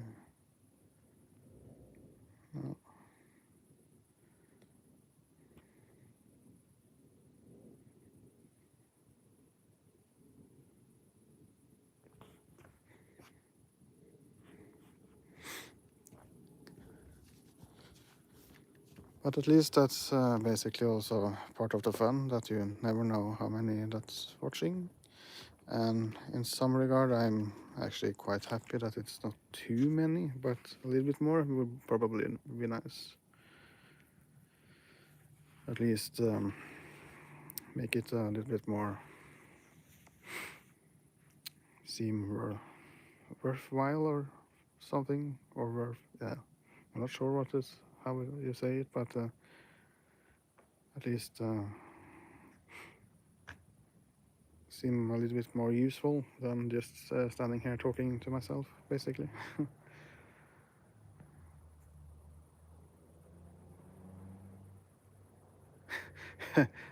What? And if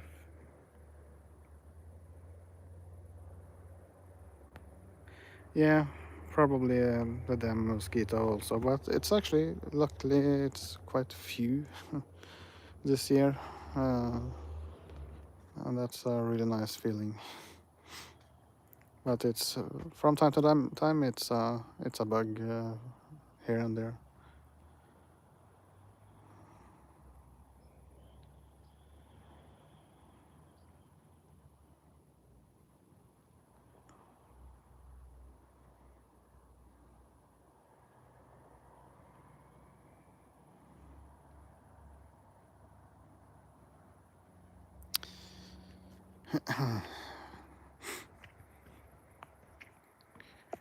But at least I want to.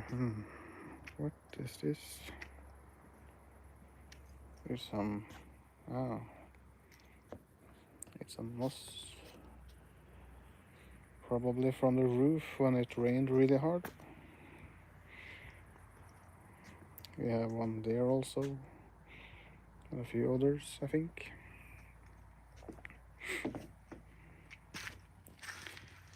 And now it's probably a little bit more easy to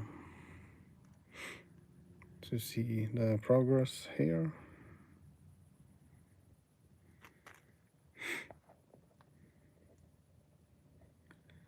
I should really try to search for some some pictures of how it once was.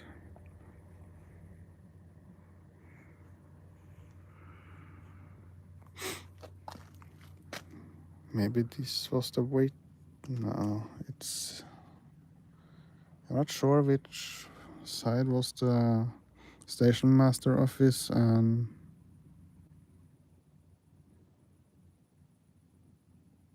the waiting area, waiting room. Oh, and the roof there. They actually have a smoke detector, that's nice. Hope it's connected to something.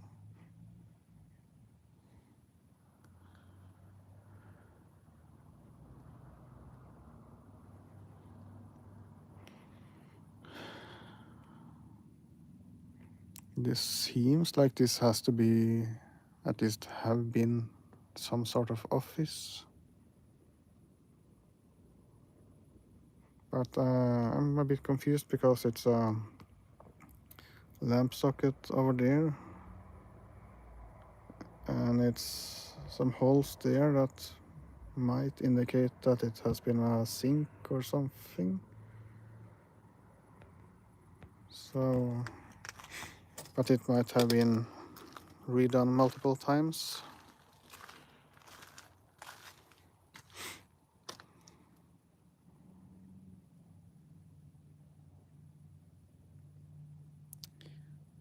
But it would be really nice if they actually fix this and make a community place, or even reopens the waiting area when the train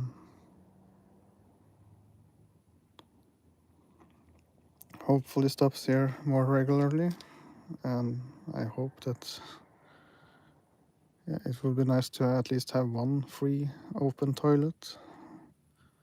Please, it would help me at least a lot.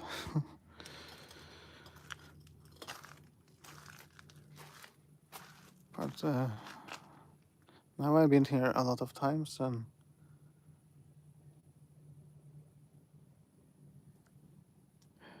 I'm actually starting to get a bit curious about stuff about this station building. I need to find some pictures.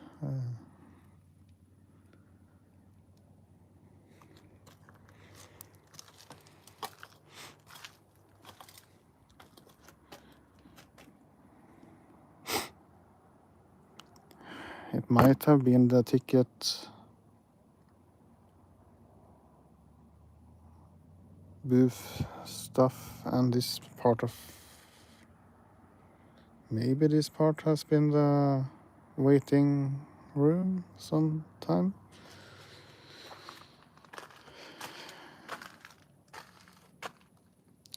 Yeah, really, Bananur? Do you really do that? It doesn't seem like it.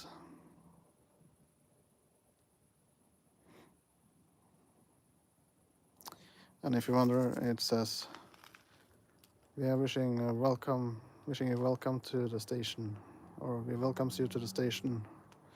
Bananur is the track owner stuff, yeah. Yeah, perhaps, but you don't want to let people use the train? Yeah. So how welcome people are, I'm not sure. Maybe this is the old waiting area? Yeah.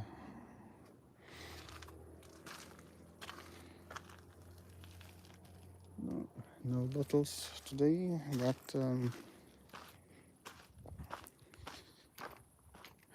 this piece here cannot stay here if this is the styrofoam foam stuff.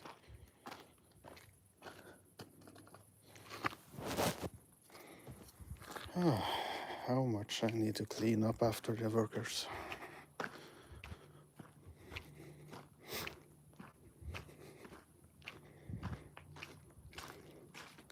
If everyone did this when they saw something, we could have a much nicer world.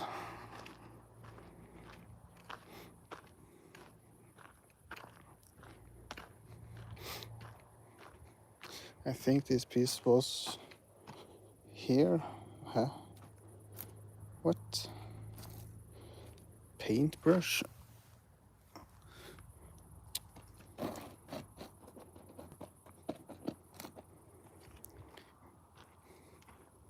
Why? Because it's Y driving the trains here.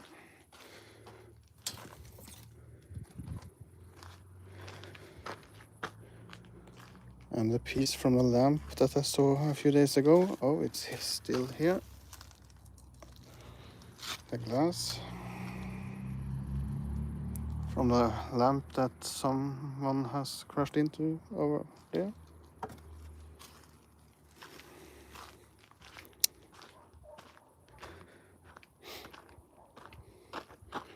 What? One more?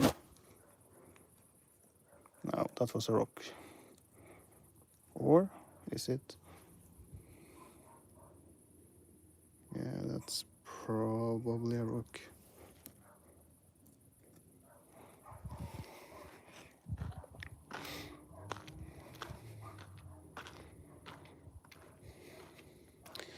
It seems to really like they are going to have some asphalt here. Because it's a few centimeters here. And it's also a few centimeters over there. That's so I think at least they are going to do something more, but they might wait until they are finished at Slitu and Rakkestad.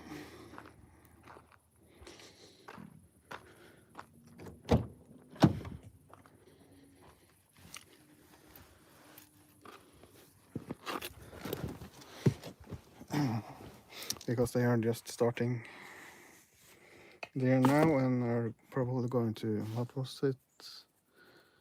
It should end in October or something.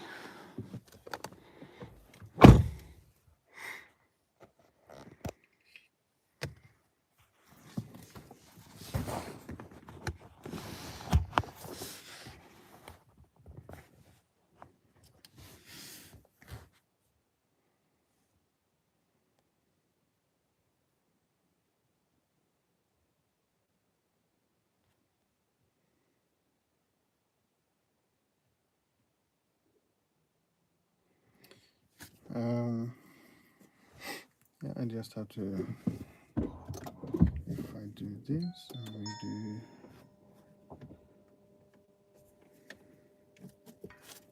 plug you guys in again.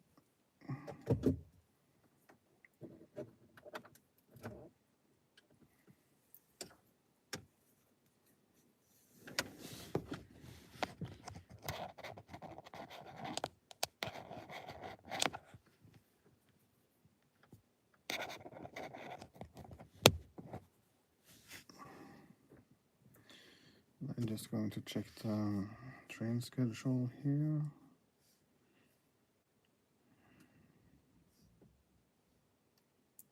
And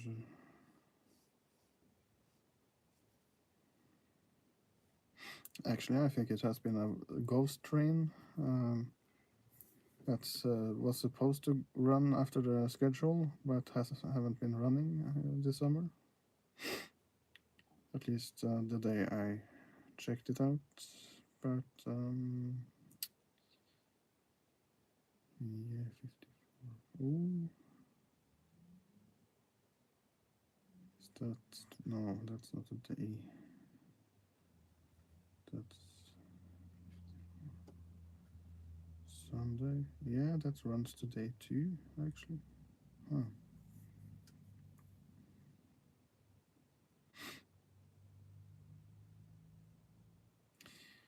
Yeah, then I think we actually are going to try to catch that train actually, and then we can talk a little bit more over there.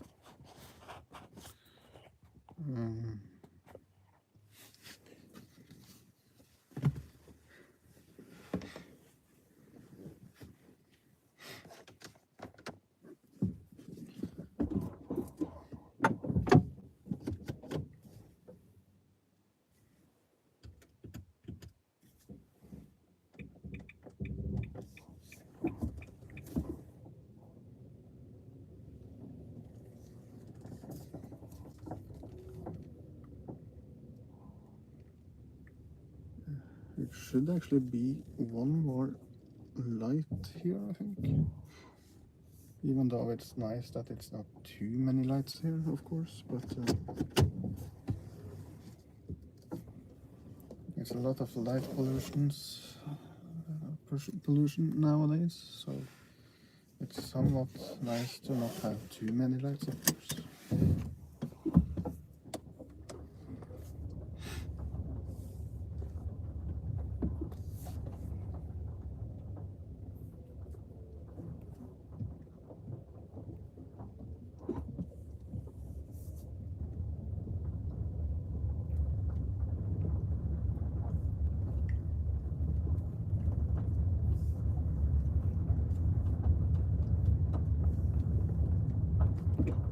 Holy jeez, that moon is huge. It's almost as big as houses over there.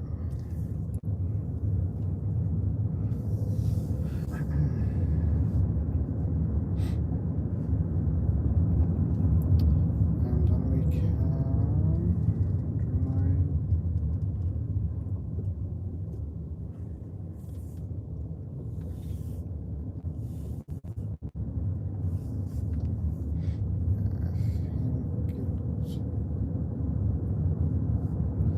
actually try a new road. I haven't driven this road. I'm probably going to regret it because I think it's a gravel road, but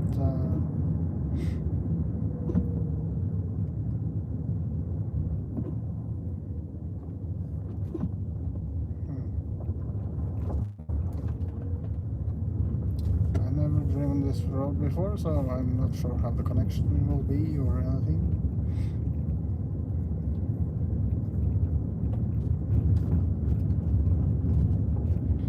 Right, 80 on this road, you can't believe that.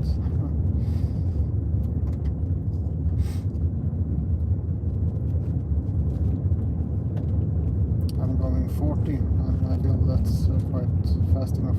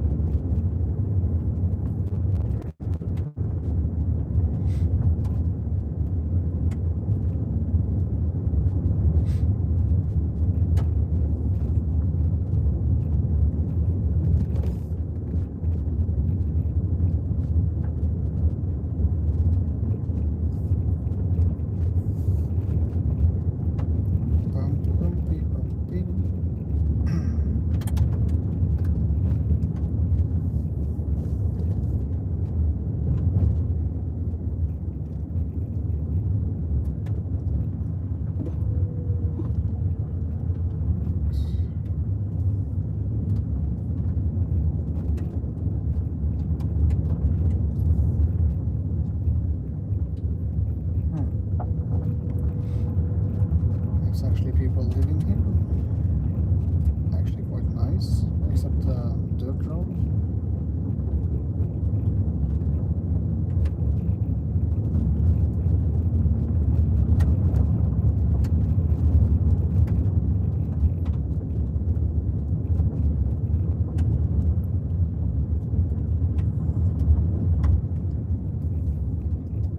Well, here it will probably be nice watching a thunderstorm or something.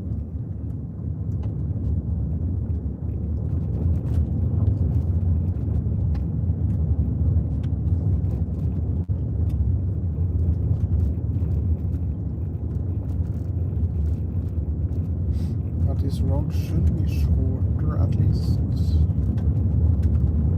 And going around.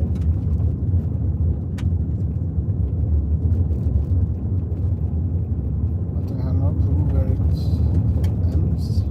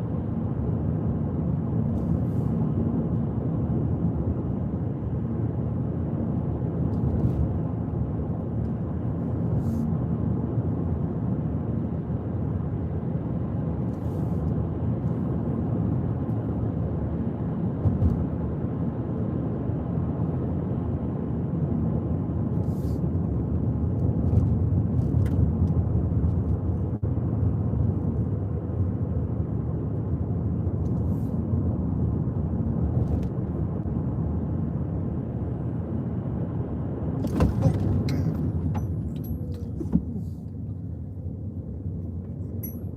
evening, Moose. You was huge.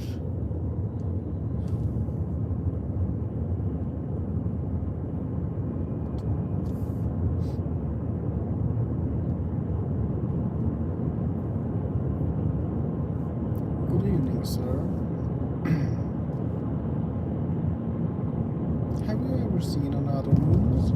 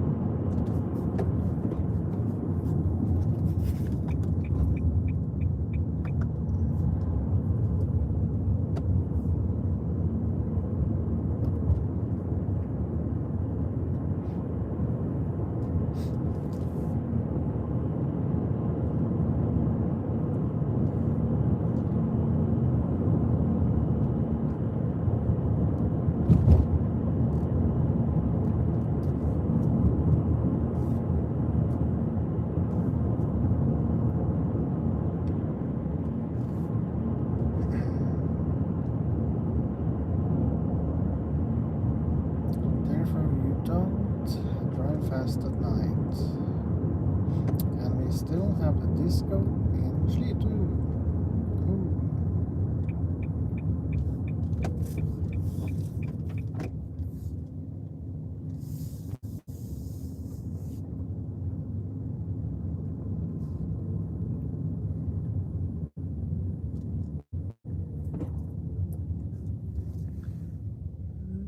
Yeah, have they started preparing somewhat, but not much. Where is the train coming from? Yeah, the train is coming from that direction. We haven't filmed it from that direction, I think.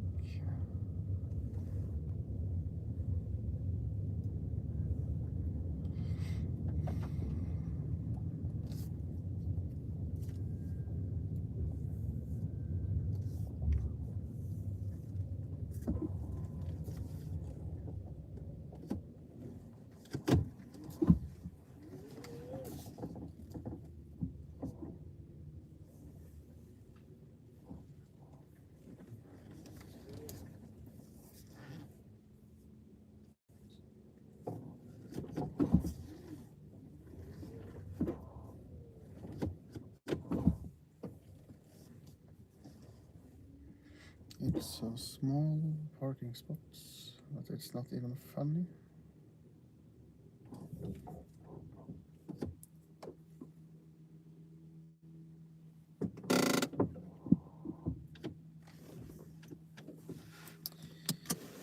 But yeah, then we have a few minutes until the train, so then we can talk a little bit again.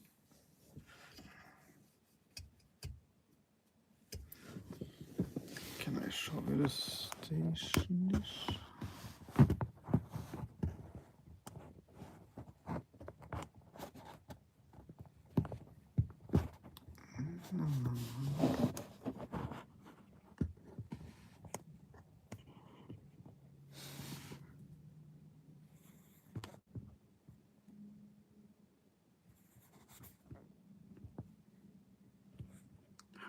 It works somewhat.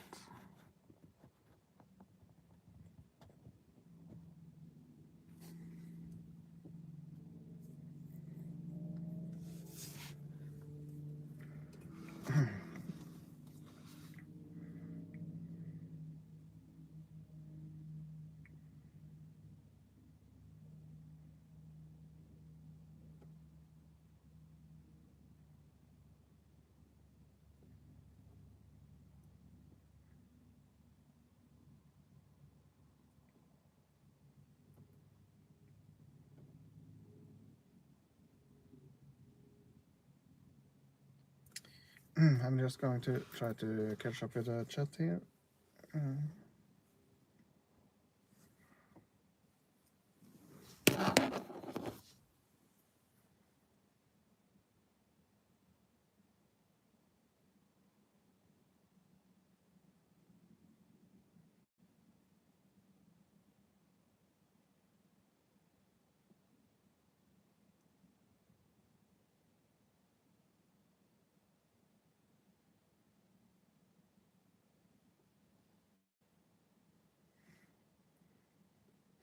Oh, it was your mosquito, yeah.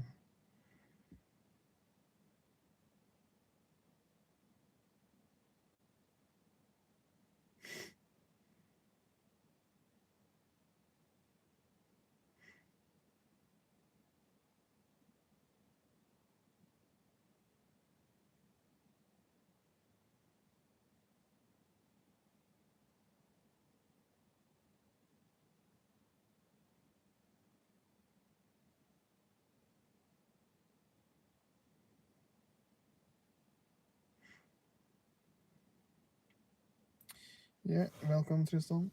We have waited for you.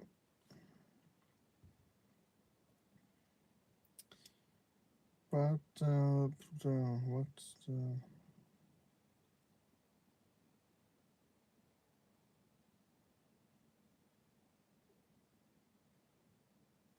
What light did you mean, Maslow? In the station building, or...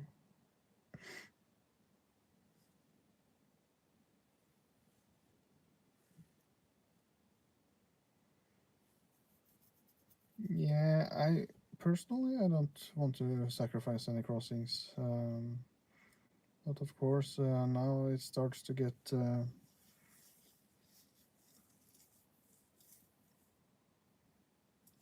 more and more double track up to Hamar in a couple of years, I think. So that's a thing, but it could be possible to make some longer. I think it would help a lot if you made some sections double tracked here and there, like a long meeting track on, yeah, let's say 10 kilometers or something. uh, Even though it should be built in one go, of course, but I can never see basically the Dovre line getting double tracked, at least not in the way their line is now. That's a long time, I think. But some sections here and there, some longer stations or something, that will probably be possible. But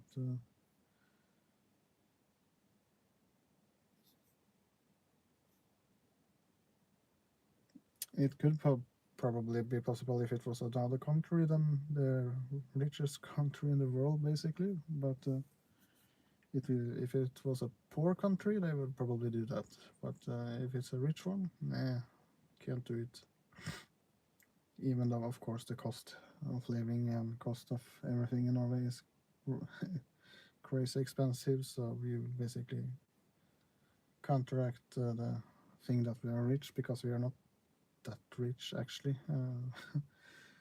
At least not every people in the country. Not talking about me, of course. But yeah, some sections at least with a double track and the double line more here and there could be possible, but to see all the line double tracked in the form it is now, nah, I don't think so. Not in a billion years, almost. Then you probably need to build a completely new track all the way, and that could be possible to make a high-speed train, and then you keep the old line for local-ish service and freight trains, and have a redundant route if there's some troubles or you need to maintain something. That could be possible, but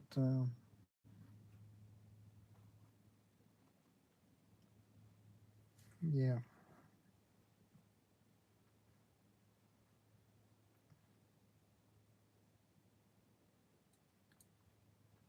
Brian? Brian?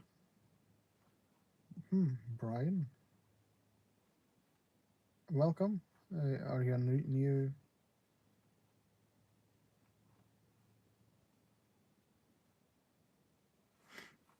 Are you a new follower?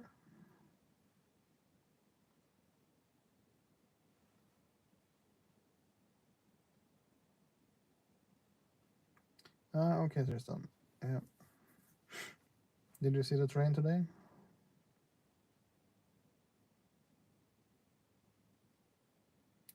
No, I don't. I'm actually not too happy about the double track stuff because I think it ruins the charm of the line and the train ride actually, and it's the way they're building it today. It's so complex and so destroying. If they at least had followed the landscape in a way and made it somewhat beautiful and keep a lot of the stations and everything like that, yeah, perhaps like if you see between Oslo and Ski on the old Østfold line. Now I haven't actually been I haven't been at the Kolbotn or anything. They're building new platforms actually between Kolbotn and Oslo, so it's a lot of stations there we could perhaps and should visit actually. I haven't been there for a while, but yeah, not today, not tonight. No, fish. We are not considering that today. Bad boy, bad boy, bad boy. Double track.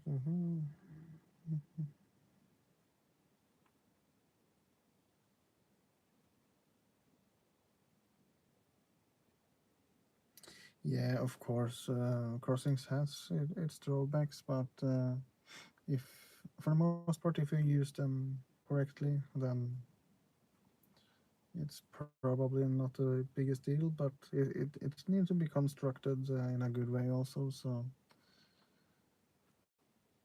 and nowadays it's more and more detection stuff. So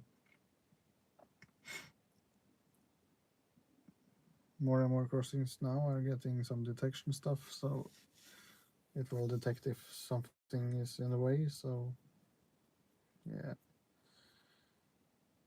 And sadly, if you don't follow it, then it's the Darwin experiment or something. Well, life isn't safe, basically. So, of course, we can try to do it as safe as possible, but a little bit of danger is also important to remember that you need to take care of yourself and everyone around you, basically. So, yeah, it's a big discussion that we can't take now, I think.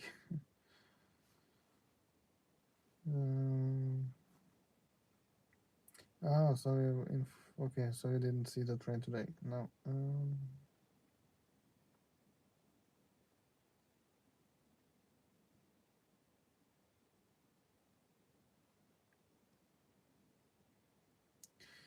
Yeah, but if you look to England, I think a lot of the tracks all the way from the beginning, or at least very early, actually got double tracked. Actually,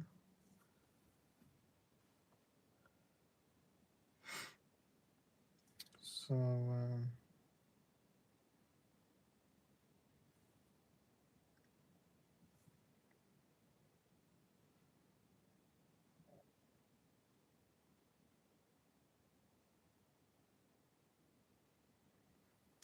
oh, is it that bad in your country?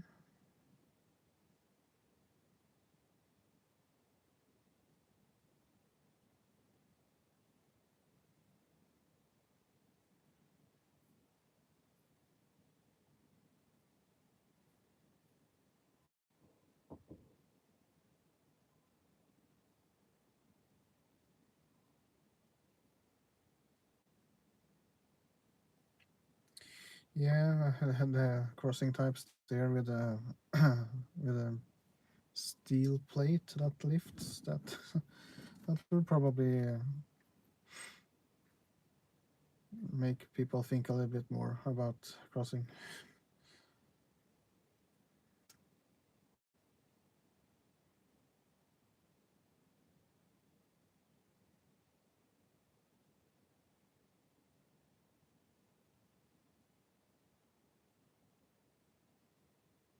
Yeah.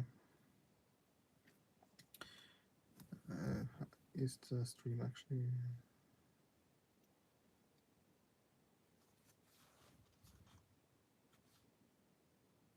Yeah. Is the stream actually... Yeah, it seems like it's actually quite good in that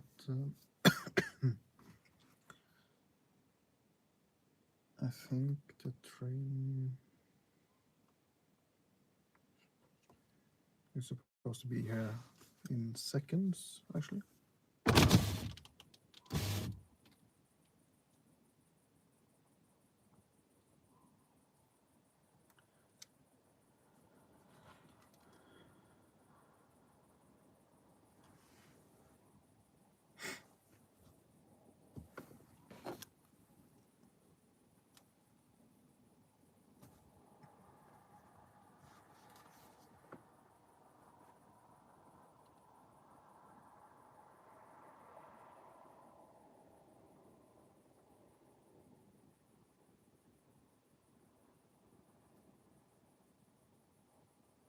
Is it not more crossings, actually?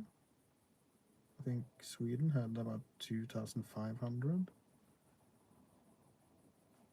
with the gates or something, or...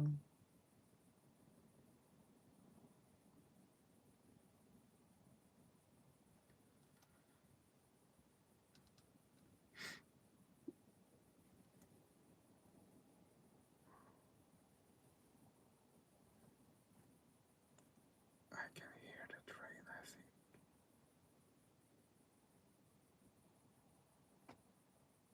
If it actually was the train.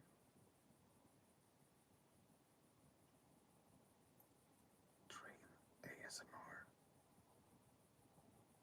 We are now at Slite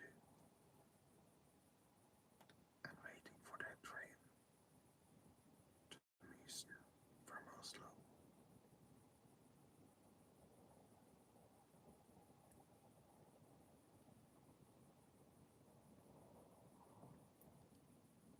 It's the second to last train to Mysen for the night.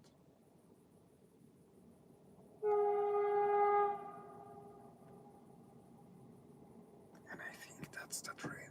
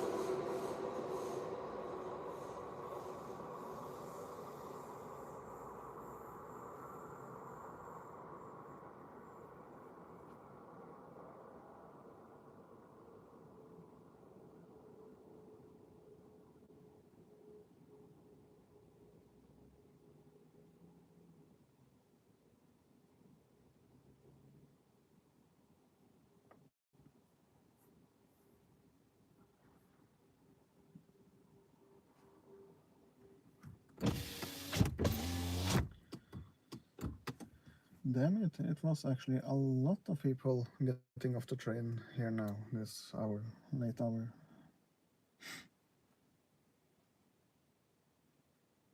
A lot of them started to walk, so I'm not sure It's a good walk to get to the center of the village here.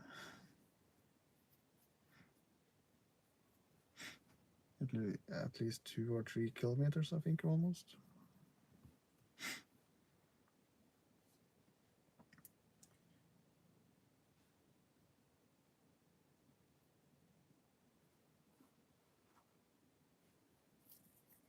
How many people is it in Slovakia?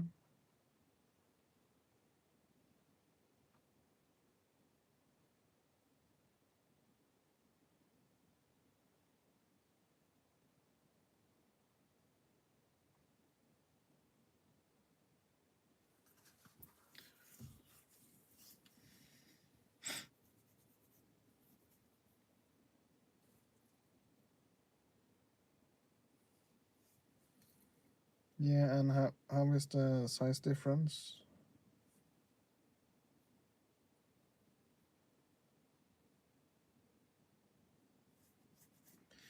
But in Norway, I think we have a lot of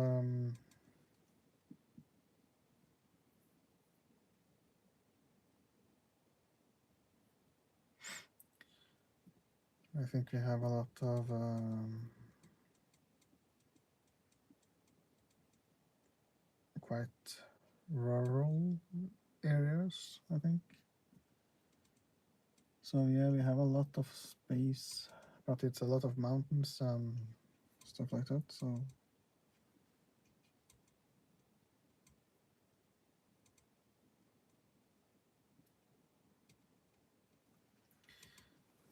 yeah, of course.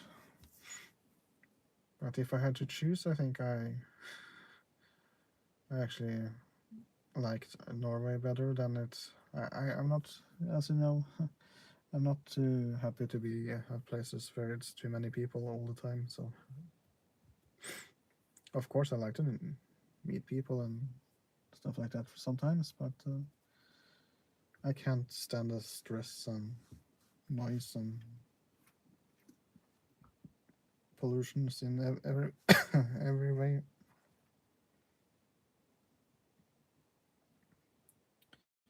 But yeah, you're probably right that we can put a few Slovakias in Norway. Yeah, size wise.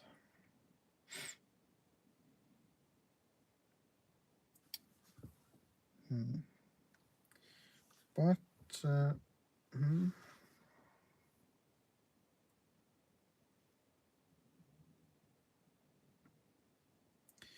Yeah, you can think that I basically never go to Oslo. Basically, I hate going towards Oslo basically because it's just too much sadness and too much stress and too much bad stuff. Um, of course, it can be nice to go to Oslo sometimes, but I haven't been in Oslo walking around for a few years at least, and before that it was a lot of years before that, and before that it was a lot of years. So I've been driving through Oslo a few times now because of how the layout of the roads and the fjord, Oslo fjord, is, and like the stuff like that. But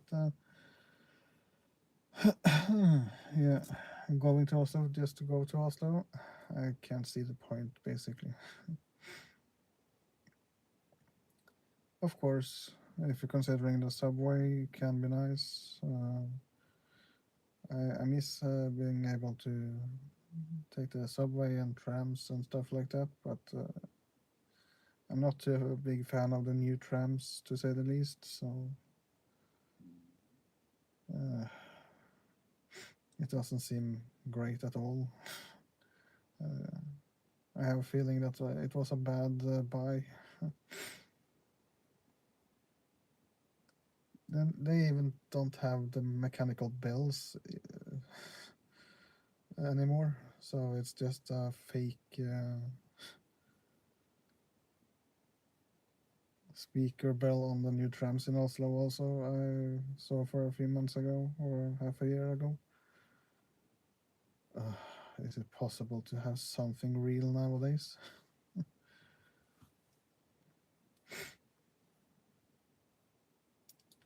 We don't have real lights anymore. Basically, it's just LEDs and the side effects of that. Of course, I'm not against it using less power, but I get sick of most of the LEDs actually. I get physically ill, basically. And I can't stand the coloring. And that's something that's coming along, but the technology and the micro flashes, that the sparks and the how it makes light are just like a disco basically in the I don't think it's great for anyone actually. So I hope we can figure out some other light source that doesn't make people sick.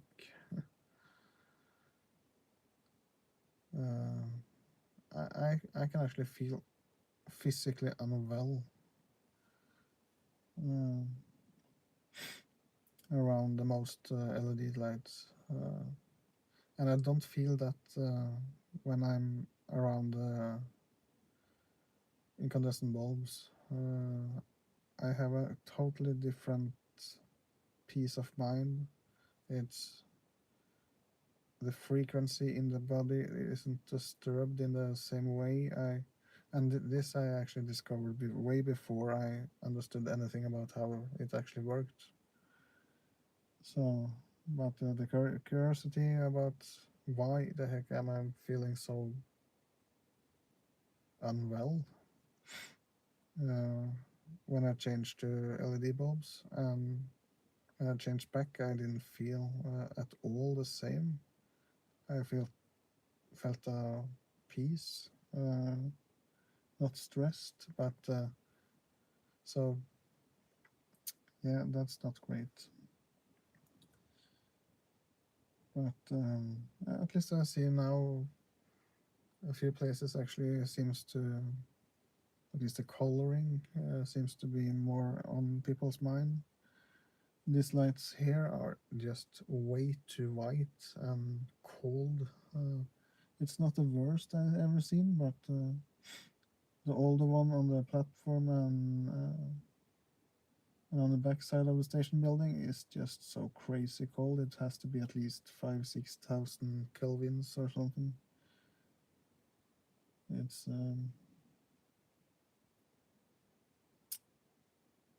unpleasant, to say the least.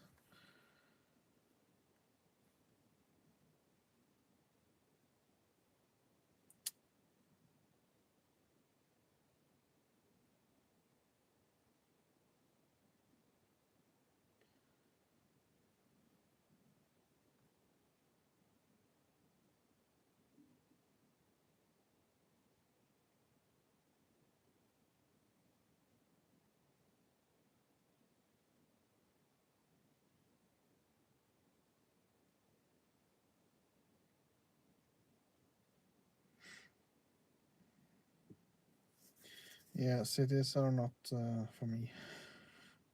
They are basically not built for me at all. Difficult to find a toilet that's free and open to use, and difficult to breathe, difficult to relax. You need to be on the alert all the time. Things happen so fast, and people can't wait 1 minute for the next subway train or tram. It's a totally Armageddon or something. It's the world is coming to an end if you need to wait 3 minutes on something. If we had trains every 3 minutes, it would be heaven. And there you have 3 trains in 5 minutes or something. So yeah, not everywhere, of course, but I think for the most part it's 7.5 minutes or something. Scheduling basically almost all day, a lot of days over the week, I think, on the subway system in Oslo now. That's basically all the time.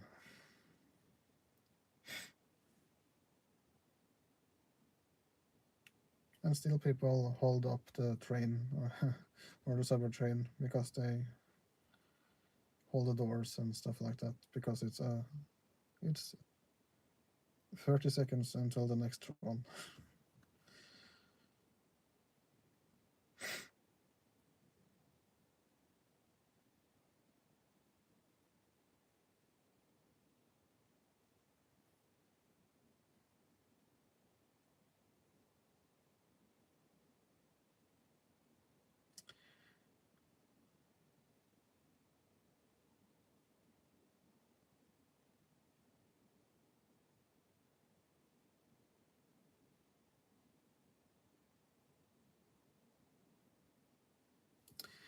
Yeah, I'm not sure if I totally agree, because I'm not talking about the flashing like the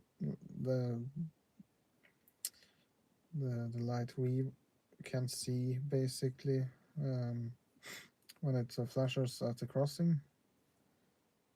It's not yeah, that's bad if it's badly done, and it should be more. Yeah, but I'm talking about how the light is emitted from the LED bulbs. How if you look at the technology side, because how can it use that much less power, and how is the technology? And it's there I have a few issues. Because incandescent light it's quite easy to understand it. You put current electricity through a filament, and then it heats up because of the resistance, and then it emits lights because it's actually a real light. It's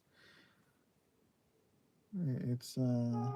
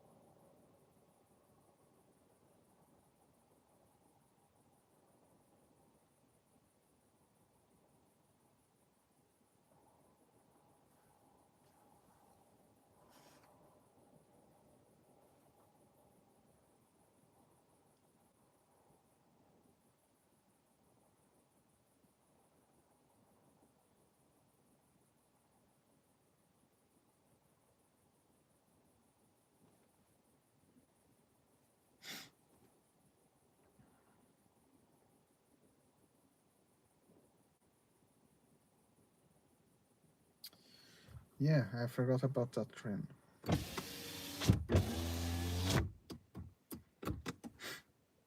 It's the last train to Oslo Central Station for the evening. And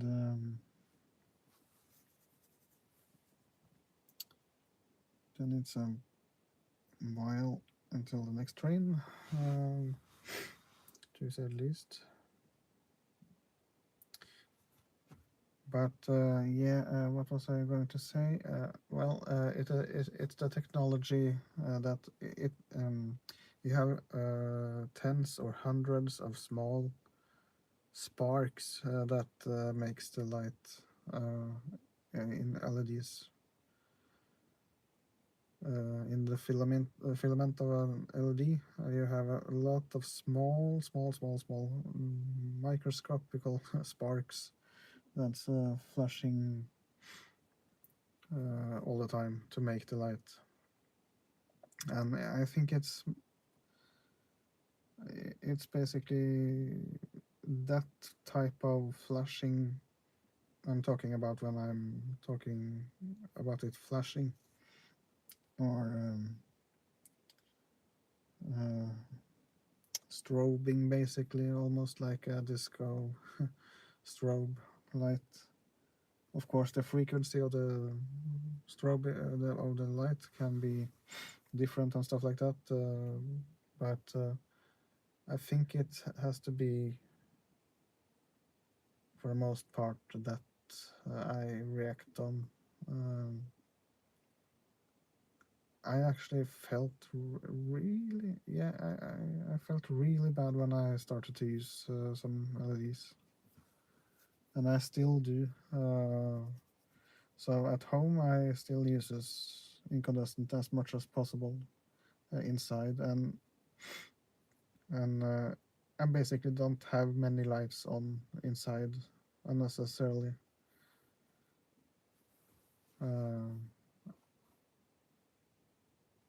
I might have just a couple of 11 watts.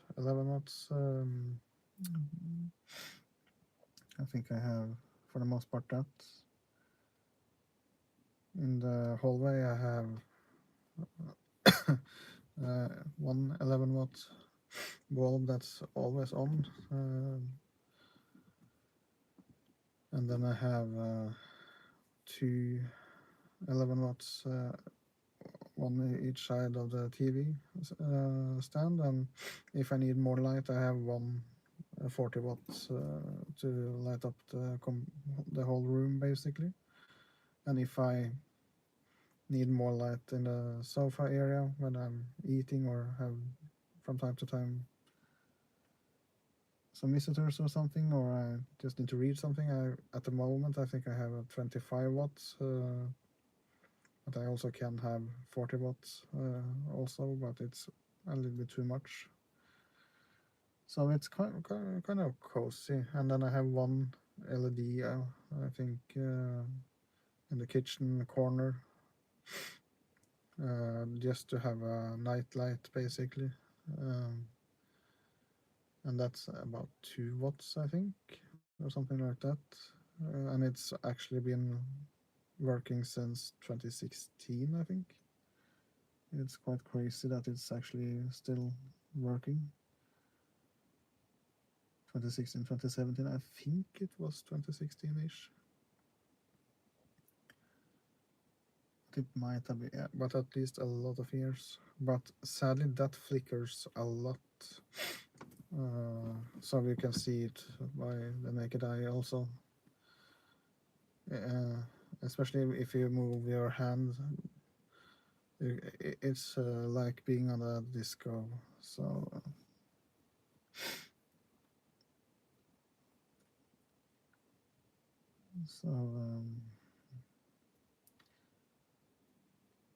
I have at least a few more years with incandescent, I think.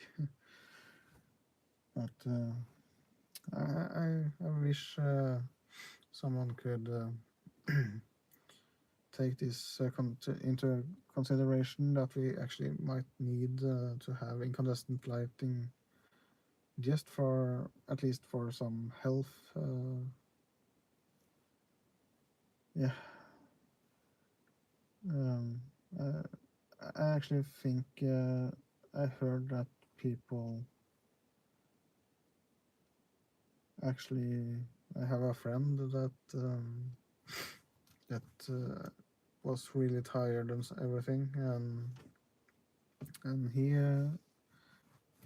think he thought it was a weird thing, but he changed. I gave him a few bulbs, and he actually got way better.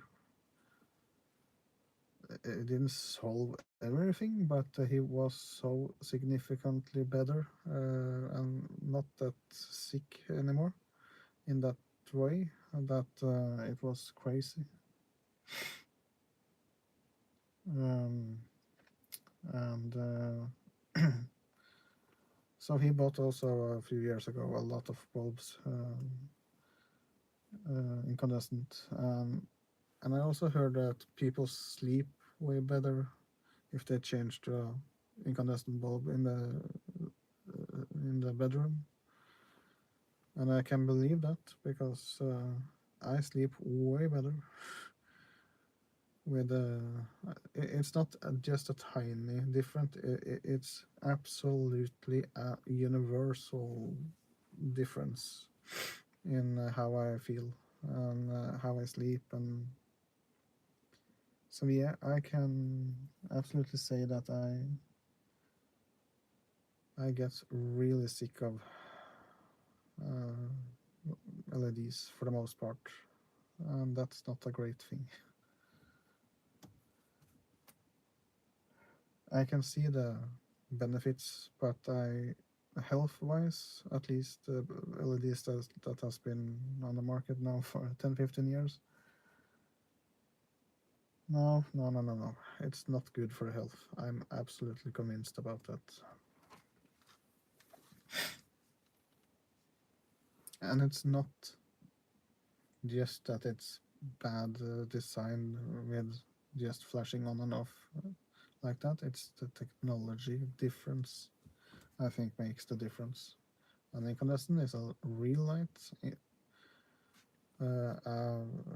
LED is digital on and off, a lot of different flashing frequencies and drivers to make them work and technology and stuff. So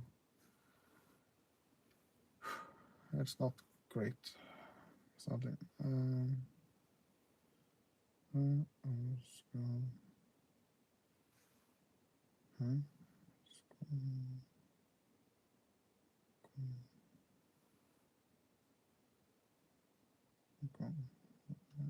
just answering some messages.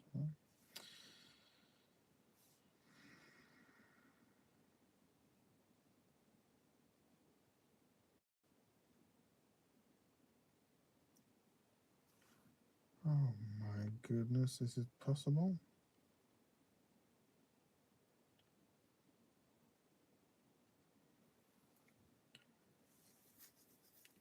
Auto correction is not the greatest thing in the world when it doesn't work.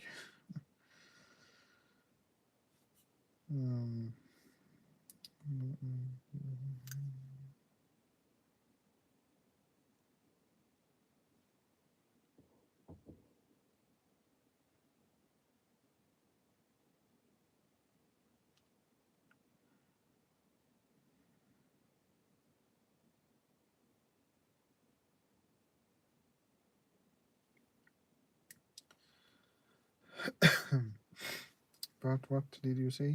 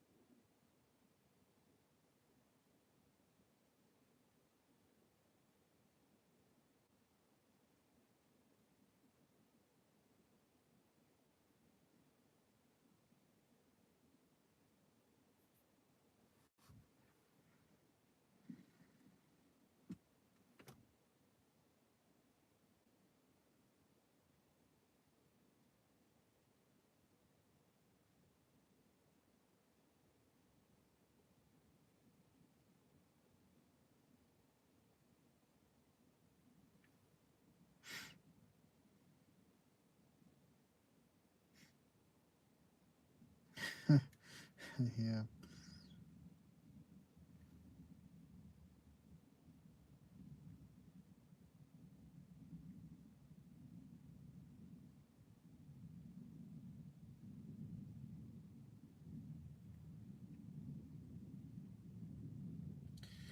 Yeah, but I still think that even though it's flickerless,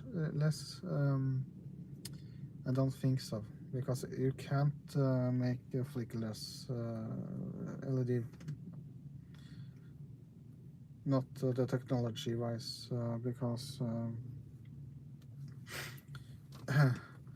the even though it doesn't seem to flicker, that might have been done something with I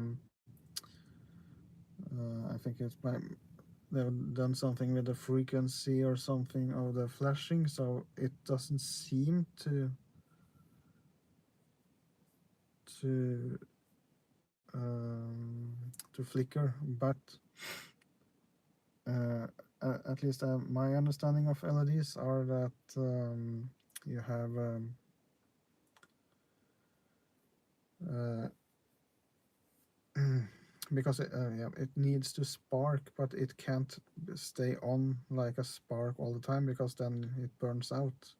So it has to flicker on and off, on and off, on and off. Every single small LED chip basically needs to flicker on and off, on and off, unless it burns up in seconds or minutes. So after my understanding, at least, you can't make a flickerless LED in a real term of it. Yeah, you can perhaps modify the frequency of the flashing and stuff like that, and then make it so the eye can't discover that flickering in the same way. But I think because it's an LED, you still have the flashing sparks that are making the light. So and that is something you don't have in the same way with an incandescent, because it's a heated filament that yeah, you can have the frequency of the power supply, but still I think it's more gentle. It's way less of it, because you have a hot surface that doesn't um, are able to cool down enough to make that uncomfortable flashing in the background. And I also talking then about what the body can discover without you actually seeing it, but you can feel the disturbance of the light in a way. I think, at least that's my basically understanding and a theory on how and why I can feel so bad around LEDs and not incandescent in the same way at all. So yeah, the color rendering, the color of it is also a thing, but it's the technology, after my opinion, that it's not great.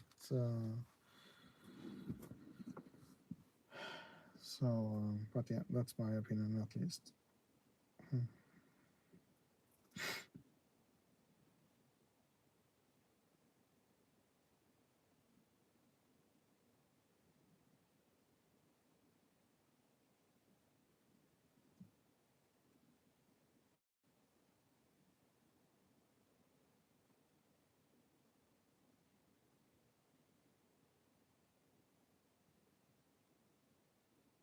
Yeah, welcome back, Tristan.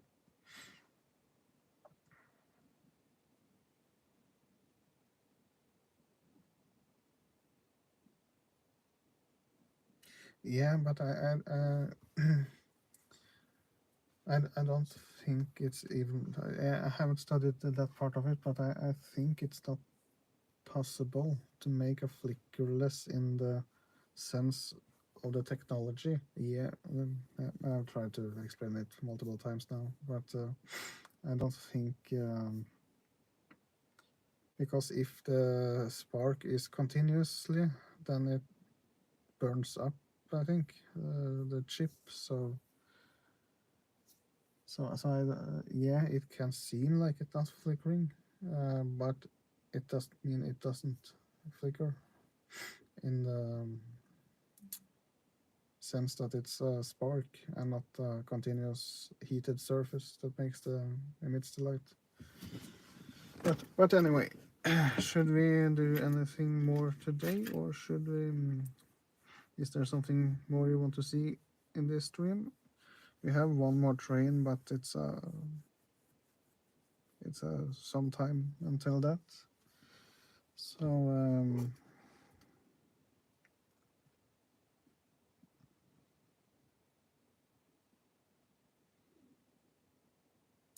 it's not a spark.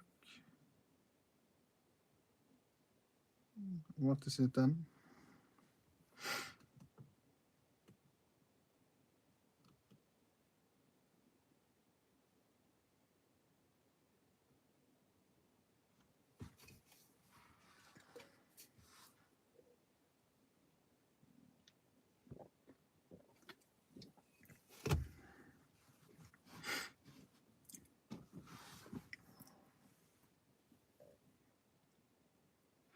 And what type of bulb are you using to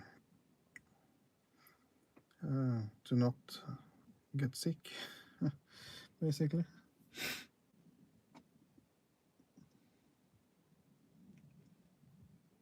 Because it's a huge deal for me, at least. I can't stand it. I get really, really sick.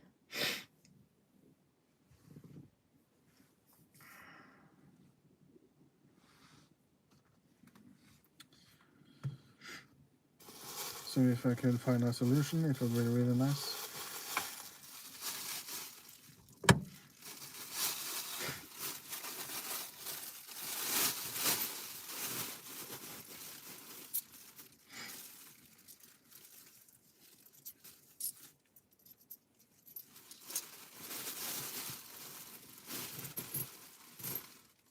Huh, yeah. Jackpot. Ish. We have, how much do we have? 20, 30, 40, 40, 50, 60,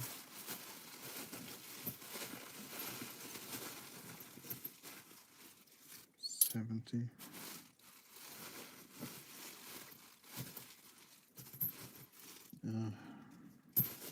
Balls. Not enough for two, at least, sadly. This is my last money. But 40, 20, 30, 40.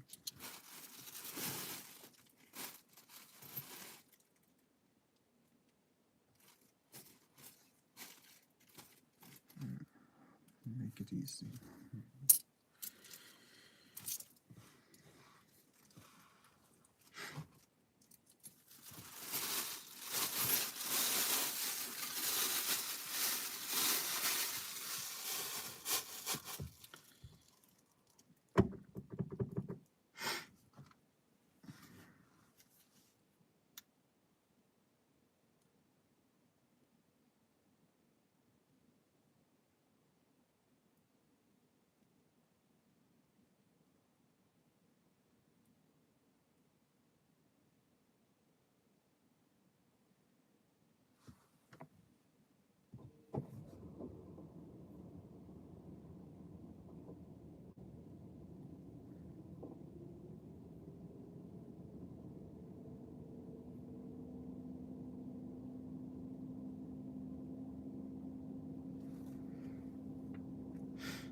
Yeah, okay, Tristan.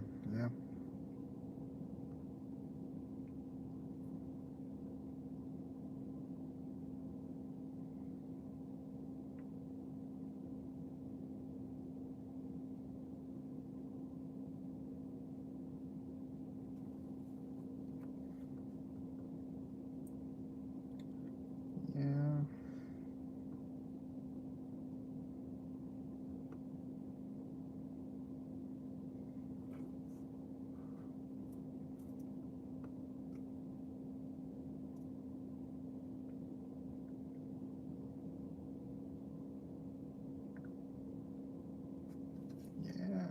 I'm still not convinced. I need to look into that a bit more, I think, because I did a lot of, or not a lot, but I did some research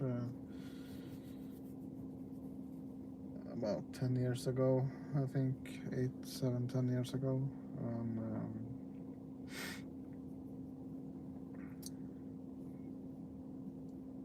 But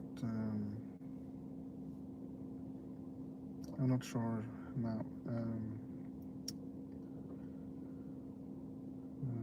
Let me see.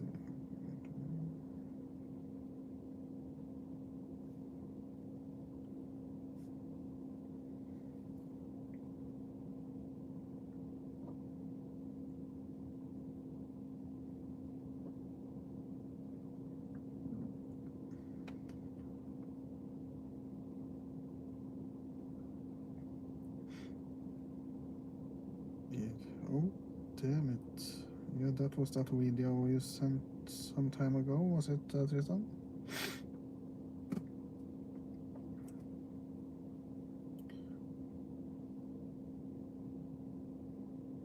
I think I can see where that is.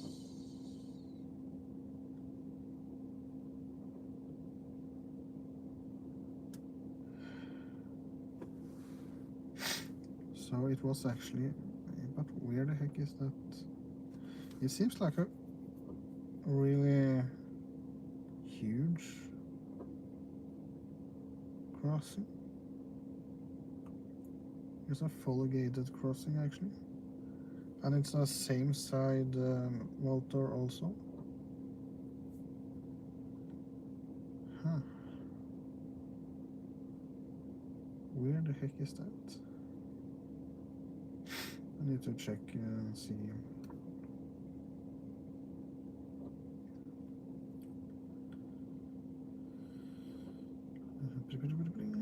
She.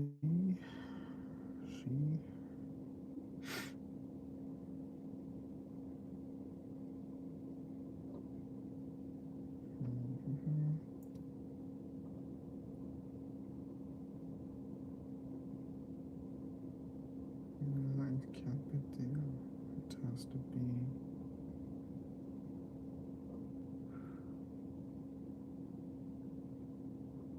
Is it where power is?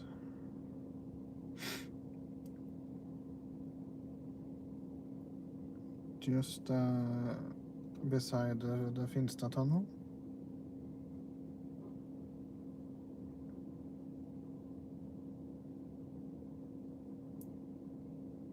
It has to be here then.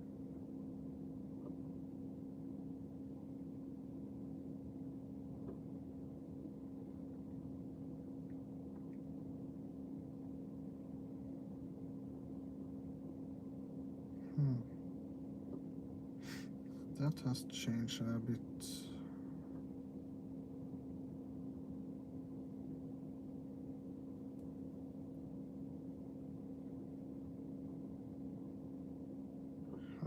When was that picture taken, do you know? Or when was that video?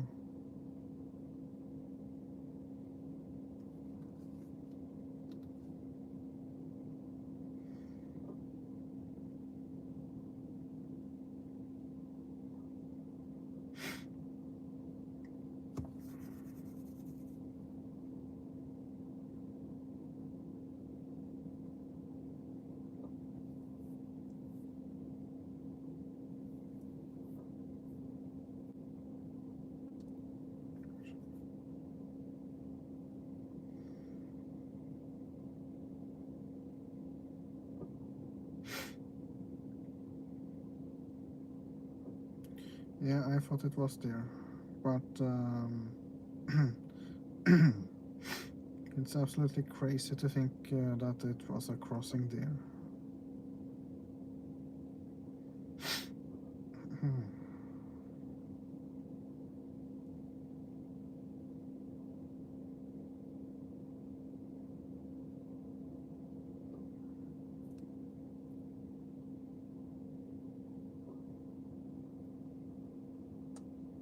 But when was the video from? Did you?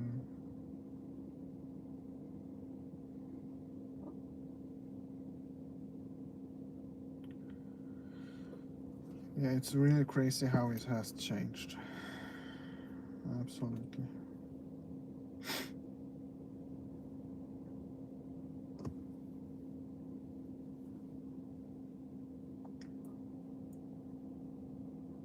But I don't think that was that has to be in the 70 no, in the 80s or something, or was it 90? No, it was 96. No, 93 or something, perhaps 90.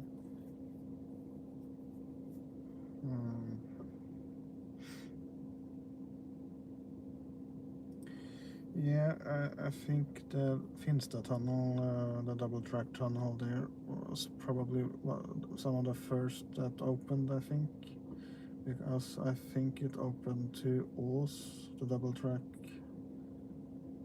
way before 96, because it's probably, I think at least I think the double track to between Vestby and Moss was probably Sandbukta was probably 96, I think, if I'm not mistaken. So, and then perhaps a few years earlier, so 93, 90, yeah, early 90s actually. It might actually have been.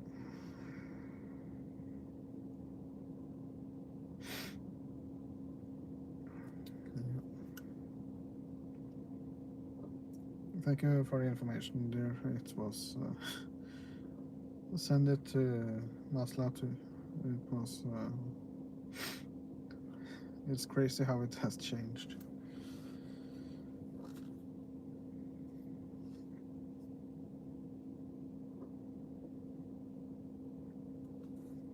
What was I going to do? I was going to check that.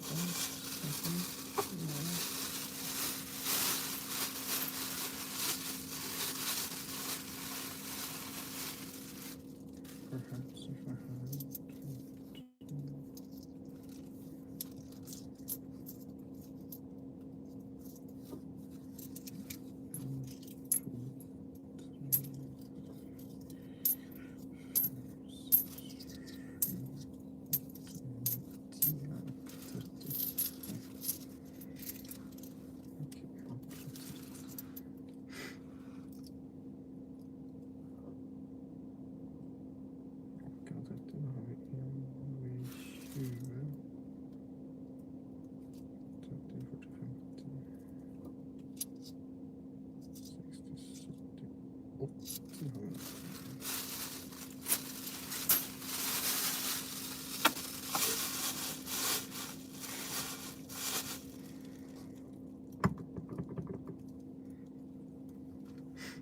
It's a weird feeling actually using cash again.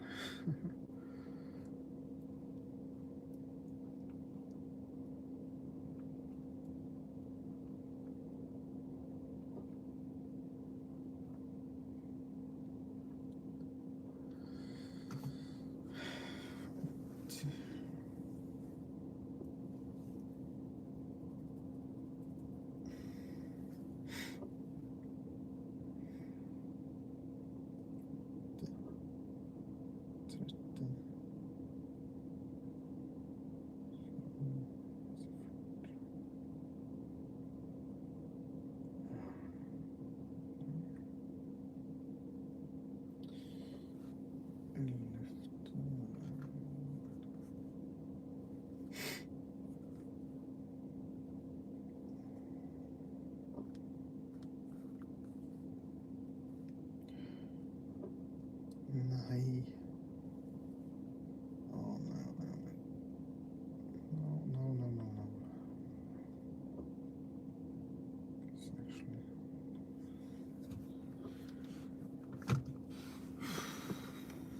Yeah, that's nice. No, it's not. 1.5 weeks. Oh, damn it.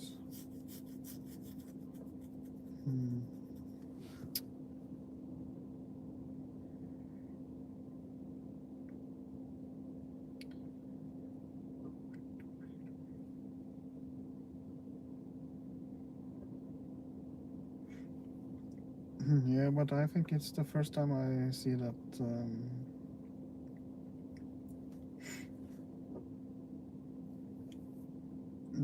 crossing actually.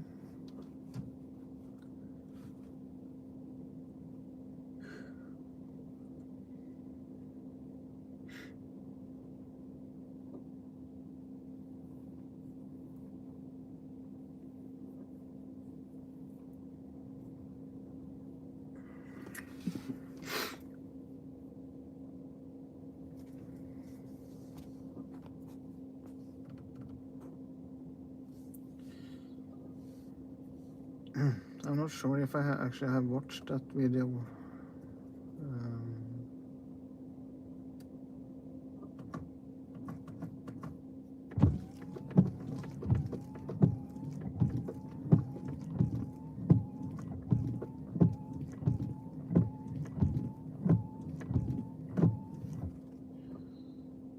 Yeah, but what do you think, guys?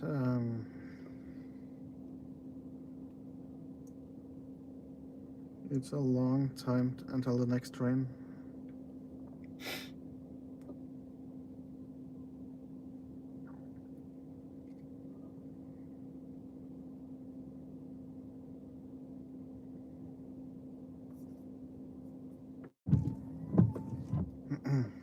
And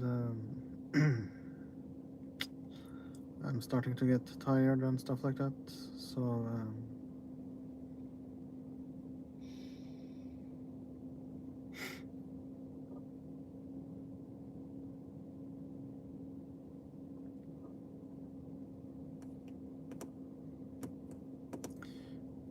we could stick around and talk a little bit more, but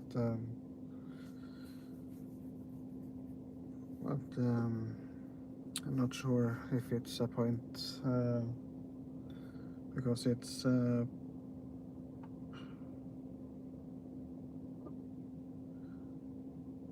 almost 1.5 hours until the next train, I think. 1 hour and 15 minutes or something. 1 hour and 2. It's over 1.5 hours until the next train.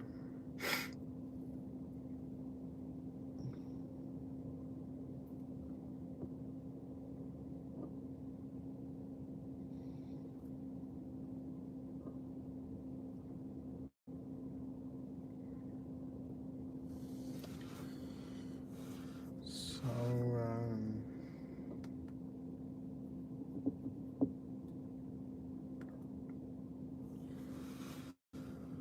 what do you guys think?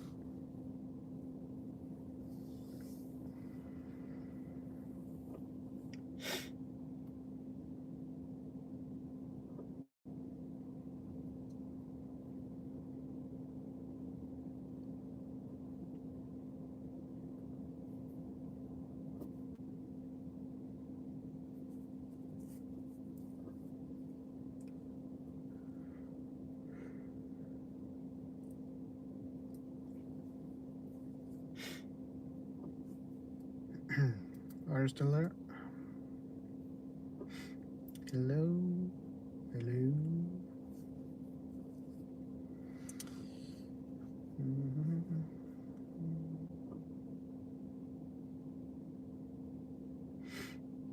Yeah. Now I'm just asking. Yeah, I think it's 1.5 hours until the next train here now, so at least if there's no other work trains or something like that.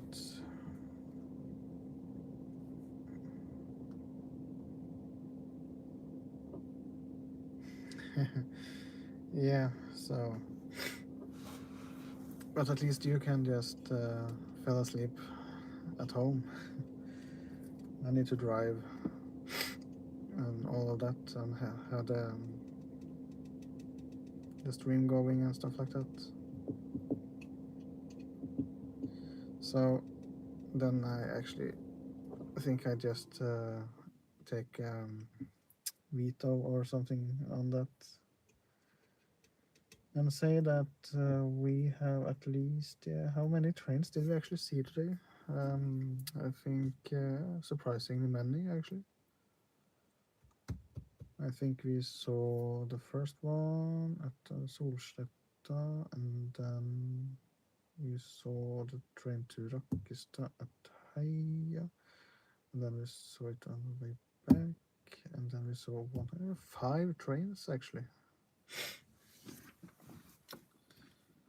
That was way more than I hoped for today, basically, so it's not that bad actually. But sorry for being so tired and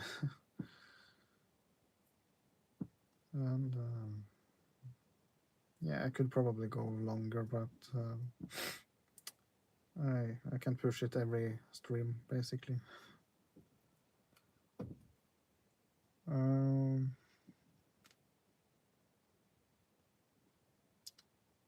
So then I think that I can say that, yeah. Well, at least I want to go back to these places and watch the development of the platforms and the train stops at least a few more times.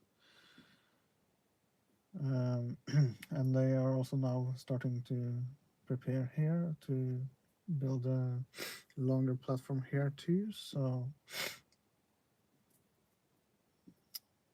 it will be interesting to see how what solution they are going for here, or if they are going to build a wooden platform here too, or if they are going to make a concrete one or something. But I think it would be nice to have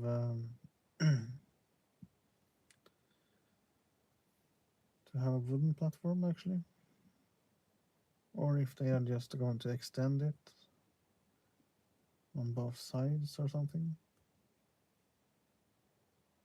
Yeah, they are probably going to redo it all, I think. But then we also got to see that they are preparing to build a new platform at Rakkestad. We should probably try to go there and film the platform a little bit more on a stream to take a better look. Even though I have a video that I haven't uploaded yet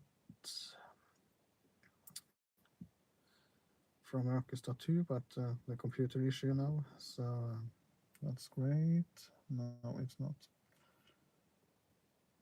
Yeah. I think at least we need to take a look at this platform stuff also. And Vidar B. Vidar B was calling me. What was it? I think he said, "Hi Lars, platform," or something. Yeah, that's also interest point for me actually. Platforms and train stops.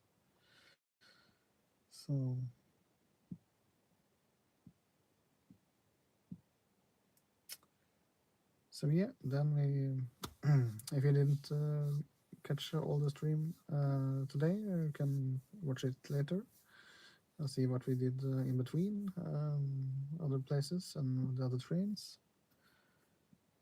So 5 trains, a few platforms, and some talking and rambling. Yeah, not too shabby, not too bad stream actually. So then I just have to say that thank you so much for watching, and as always now, I sadly have to say that I also have a Patreon and PayPal link in the description if you have the opportunity to help a little bit with the cost of the car and everything, and some food. It's really appreciated if someone have the opportunity. So yeah, thank you so much for watching, and hopefully see you next time. And have a nice, great day, morning, evening, and stuff like that, where you are. So yeah, hope to see you next time.